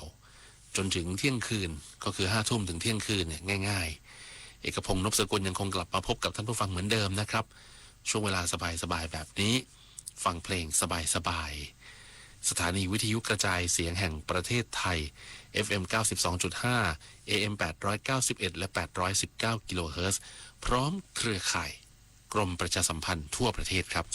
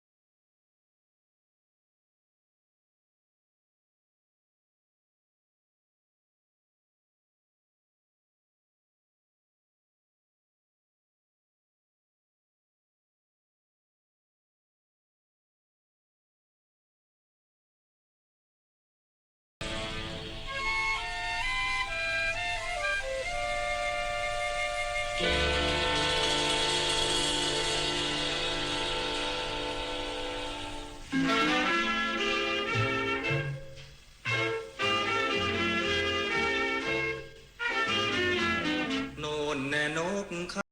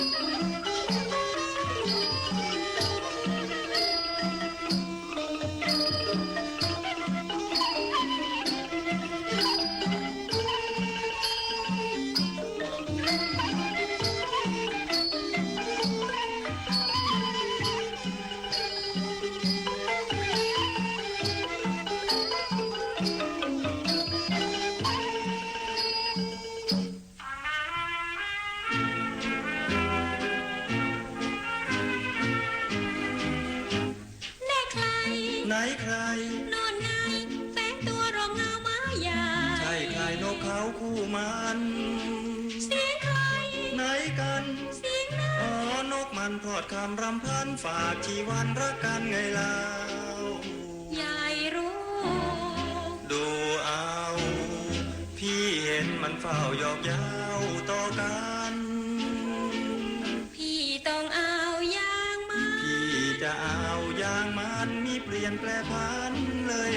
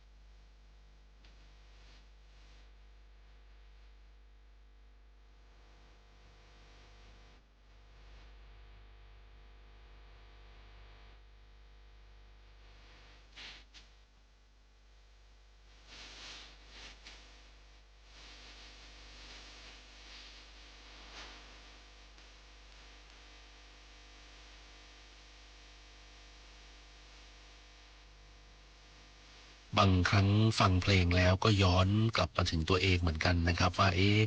เพลงนี้ถ้าฟังไปแล้วมันใช่เราหรือเปล่าหรือมันไม่ใช่เรานะครับแต่ว่าผมบอกแล้วไงว่าอย่าไปคิดอะไรเยอะกับเพลงเพราะบางเพลงก็คนแต่งก็เขาก็ใช้จินตนาการในการแต่งเหมือนกันนะครับเหมือนกับดูละครแล้วย้อนดูตัวนั่นแหละบางทีบทละครมันอาจจะมาเกี่ยวข้องกับเราโดยอัตโนมัติโดยไม่ได้ตั้งใจเราเคยเป็นนี่หว่าอะไรแบบเนี้ยนะฮะก็ย้อนกลับไปดูนะครับแต่ว่าอย่าไปคิดอะไรเยอะเพราะว่าบางทีการฟังเพลงหรือว่าการดูละครเนี่ยมันก็ถือว่าเป็นความบันเทิงอย่างหนึ่งเป็นการพักผ่อนหย่อนใจอย่างหนึ่งนะครับละครเบาสมองละครคุณธรรมหรือแม้แต่ละครที่เขาฮิตกันอย่างเงี้ยก็ดูได้นะดูเพื่อความบันเทิงแต่ก็ไม่ต้องไปอินอะไรกับมันเยอะแต่ว่าถ้าการฟังเพลงก็เหมือนดูละครนะบางทีเขาดูละครกันก็โอ้โหละครเศร้าดูแล้วน้ำตาไหลก็ร้องไห้ออกมาไม่เป็นไรหรือแม้แต่เพลงคุณผู้ฟังเพลงแล้วน้ำตาไหลเพราะว่าเราจินตนาการไปกับเนื้อร้องที่มีอยู่ในเพลงแล้วก็บางทีเพลงเศร้าเสียงของนักร้องคนนั้นก็เศร้าด้วยโอ้โหเราก็อาจจะใกล้เราหรือคล้ายเราอะไรอย่างเงี้ยครับเราก็อาจจะเศร้าไปด้วยก็เลยเนี่ยต้องร้องเพลงพร้อมๆกับเพลงนั้นแล้วร้องไห้ไปด้วยก็แล้วแต่คุณผู้ฟังแล้วกันนะครับว่าฟังเพลงแล้วจะเกิดอารมณ์อะไรขึ้นแต่บางทีถ้าเปิดเพลงเศร้าไปคุณเศร้าตามไปด้วยก็คงไม่เป็นไรนะครับก็อย่าเศร้าตามไปเยอะอย่าคิดเยอะก็ถือว่าอินกับเพลงเยอะไปหน่อยหรืออะไรประมาณนั้นนะครับช่วงเวลาของรายการเพลงประทับใจที่คุณจะได้ฟังเพลงเพราะๆแบบนี้แหละครับแต่ว่าถ้าเป็นเพลงหนุกๆเขาเรียกกันแบบอย่างเงี้ยนะครับเพลงสนุกเพลงผ่อนคลายสบายหรือจังหวะโจ๊ะๆหน่อยก็โยกได้นะครับเต้นรำได้รำวงได้อะไรประมาณนั้นก็ถือว่าเป็นความบันเทิงกันแล้วกันเนาะที่เราจะพบได้ในรายการเพลงประทับใจนี่แหละ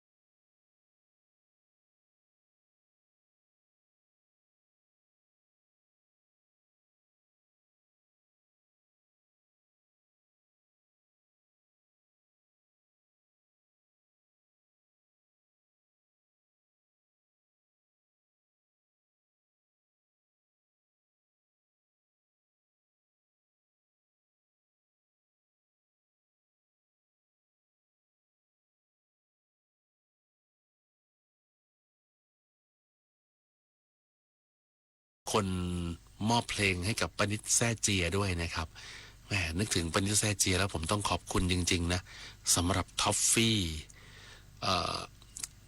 อร่อยมากอะท็อฟฟี่แบบเมื่อก่อนตอนเด็กๆที่เราชอบเอามาเคี้ยวเอามาอมกันเนี่ยเป็นท็อฟฟี่แบบน้ำตาลหวานไม่หวานมากนะแต่แล้วก็มีความมันด้วยมันลงตัวพอดีเลยนำมาฝากพวกเราทุกคนนะครับในสถานีวิทยุกระจายเสียงแห่งประเทศไทยนี้ก็ได้ทานกันหลายคนโดยเฉพาะนักจัดรายการในห้องส่วนกระจายเสียงในประเทศนี่แหละนะครับคุณผู้ฟังปานิดนี่คือผมอะจริงๆไม่ค่อยชอบไม่ใช่ไม่ค่อยชอบคือไม่ค่อยทานของหวานๆอยู่แล้วแต่วันนั้นมันนึกถึงตอนเด็กเลยอะพอแกะออกมาแล้วมันละมุนมากคุณผู้ฟังทีนี้เกิดอะไรขึ้นรู้ไหมฮะพออมไปเคี้ยวไปปรากฏว่าหยุดไม่อยู่ครับต้องเอาแอบไว้ในเกะในลิ้นชักเนี่ยไม่งั้นผมจะกินต่อจนหมดถุงแน่ๆเลยนะครับขอบคุณมากๆเลยนะครับมีคนมอบเพลงให้ปนิดแซ่เจียด้วยแล้วก็ทีมของสวทก็ขอขอบคุณปนิดแซ่เจียด้วยโดยเฉพาะทีมจัดรายการนะครับส่วนกระจายเสียงในประเทศที่ส่งท็อฟฟี่ดีๆมาให้นะครับตอนแรกผมว่าใครเอาเนี่ยท็อฟฟี่นี่มาวางไว้เนาะนะครับปรากฏว่าเป็นของปนิดแซ่เจียฟังรายการเราเป็นประจำนะครับแล้วก็ส่งอะไรดีๆมาให้อยู่บ่อยๆเลยต้องขอบคุณมากๆเลยทีเดียวครับแล้วก็มีคนมอบเพลงให้ผมเปิดให้ไปแล้วเมื่อสักครู่นี้นะครับ2เพลงให้ฟังไปแล้วสำหรับปนิดแซ่เจียมาถึงช่วงชื่นชมนิยมไทยบ้างครับวันนี้คุณคณิษฐายิ้มดีมีเรื่องราวดีๆมาฝากคุณผู้ฟังจะเป็นเรื่องอะไรไปติดตามกันครับ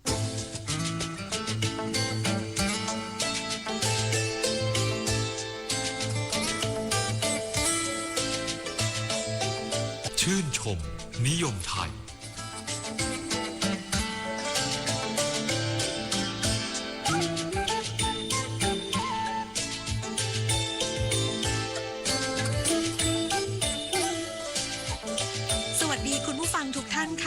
ชื่นชมนิยมไทยในวันนี้จะพาคุณผู้ฟังไปทำความรู้จักกับเหล็กน้ำพีเมื่อกล่าวถึงเหล็กน้ำพีหลายคนต้องนึกถึงเมืองอุตรดิตถ์หรือที่หลายๆคนเรียกขานกันว่าเป็นเมืองลับแลหรือเมืองแม่ไม้มีคำขวัญประจำจังหวัดว่าเหล็กน้ำพีลือเรื่องเมืองลางสาดหวานบ้านพระยาพิชัยดาบหักถิ่นศักดิ์ใหญ่ของโลกคำว่าอุตรดิตถ์แปลว่าเมืองท่าแห่งทิศเหนือซึ่งเป็นชื่อที่พระบาทสมเด็จพระจุลจอมเกล้าเจ้าอยู่หัวรัชกาลที่5พระราชทานให้เนื่องจากเห็นว่าบริเวณนี้จะเจริญต่อไปในภายภาคหน้าและเมืองแห่งนี้ค่ะก็มีทำเลอยู่ริมแม่น้ำน่านจึงสามารถทำการค้าได้เป็นอย่างดีสำหรับสถานที่ที่น่าสนใจที่ผู้มาเยือนจังหวัดอุตรดิตถ์ควรจะแวะไป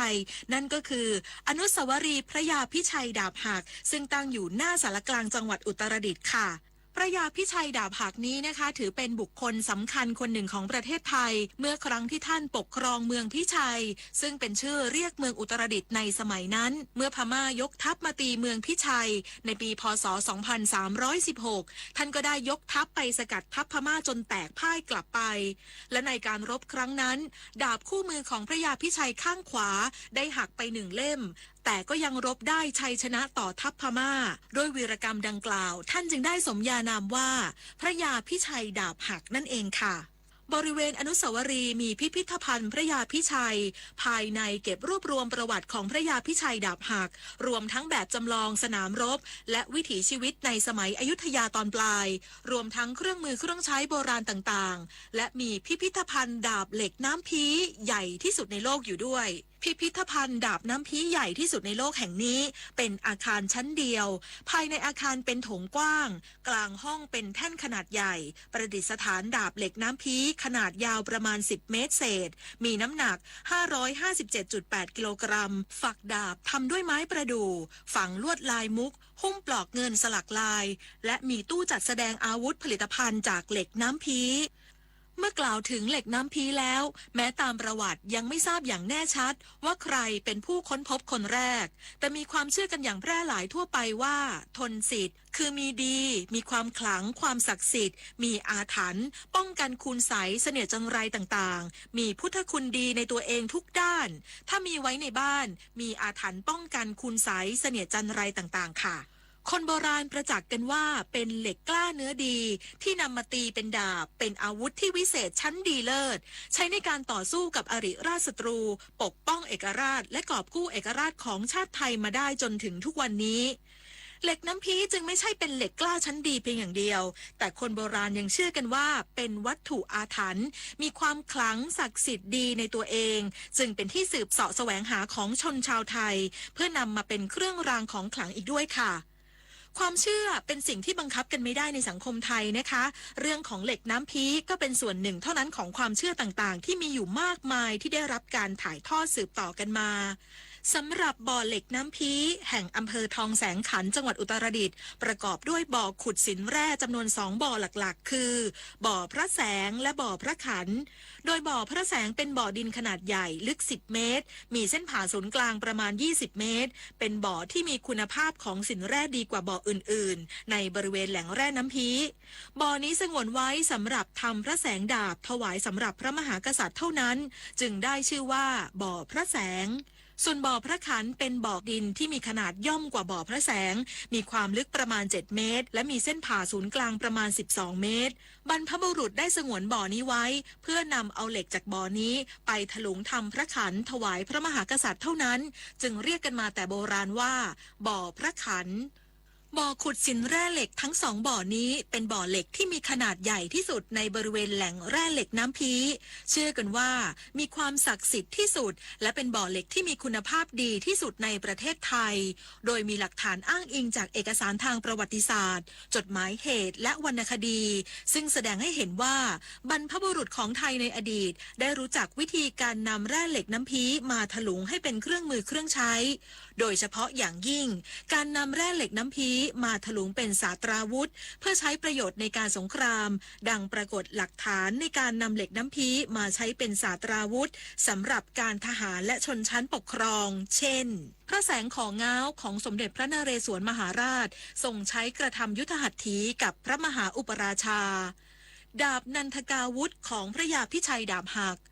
ดาบล้างอาถรรพ์ของพระนารายมหาราชดาบฟ้าฟื้นของขุนแผนมีส่วนผสมของเหล็กน้ำพีท่านผู้ฟังคะคำว่าน้ำพีมีที่มาจากสาเหตุใดนั้นไม่ปรากฏแน่ชัดแต่เชื่อว่าชื่อเดิมของบ้านน้ำพีคือน้ำลี้เพราะหมู่บ้านแห่งหนึ่งในสมัยก่อนมีความแห้งแล้งน้ำลี้หมายความว่าหนีหายจึงเป็นชื่อที่เรียกใช้หมู่บ้านนี้สืบมาและต่อมาจึงได้เพี้ยนมาเป็นน้ำพีจนถึงปัจจุบันและสำหรับความเชื่อเรื่องอำนาจศักดิ์สิทธิ์ของเหล็กน้ำพีนั้นภายในศาลเจ้าบ่อเหล็กน้ำพีตั้งรูปเจ้าพ่อ3ตนเชื่อว่าเป็นผู้พิทักษ์รักษาเหล็กน้ำพีมาตั้งแต่โบราณเหล็กจากแหล่งแร่บ่อเหล็กน้ำพีเป็นเหล็กที่มีความแกร่งมีความเหนียวและเกิดสนิมยากตั้งแต่อดีตจนถึงปัจจุบันชาวน้ำพีและผู้ศรัทธา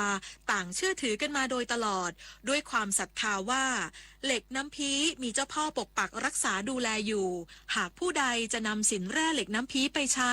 ต้องทำการตั้งศาลบวงสรวงสักการะและเปล่งวาจาขอต่ออำนาจศักดิ์สิทธิ์เสียก่อนนับว่าเป็นภูมิปัญญาของบรรพบุรุษไทยในการปลูกฝังจิตสำนึกในการรู้จักเคารพต่อธรรมชาติและรู้จักใช้ทรัพยากรที่มีอยู่อย่างน้อยนิดอย่างรู้คุณค่าค่ะและนี่คือความมหัศจรรย์สำหรับเหล็กน้ำพีแห่งเมืองอุตรดิตถ์ค่ะชื่นชมนิยมไทยในวันนี้หมดเวลาลงแล้วนะคะดิฉันคณิษฐายิ้มดีขอลาไปก่อนสวัสดีค่ะ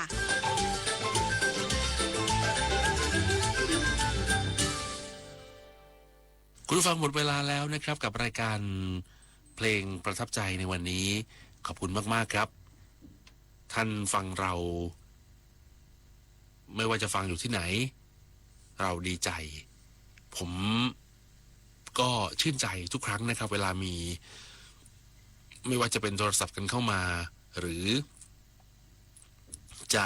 ส่งจดหมายอะไรเข้ามาเนี่ยผมดีใจแต่ว่าเวลาส่งของมาให้เนี่ยเราเกรงใจ แต่ก็ขอบคุณนะครับเพราะว่าของที่คนฟังส่งมานี่อร่อยทั้งนั้นเลย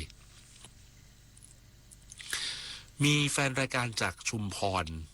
โทรศัพท์มาหาผม แต่ไม่ได้คุยกันว่าผมไม่ได้อยู่ณเวลานั้นนะครับ ก็มีทีมงานรับสายแล้วก็ฝากเบอร์โทรไว้ให้ด้วย ยังไม่ได้โทรกลับไป แต่ขอให้ทราบไว้นะครับว่าผมได้รับทราบแล้วว่าติดตามรายการโดยเฉพาะรายการในช่วงเวลานี้กับรายการเพลงประทับใจจากทางชุมพรจริงๆผมมีโอกาสไปชุมพรค่อนข้างบ่อยอยู่นะแต่ว่าไม่ค่อยได้ไปในช่วงของหน้าผลไม้ถ้าได้ไปในช่วงหน้าผลไม้เนี่ยน้ำตาลคงขึ้นแน่ๆเลย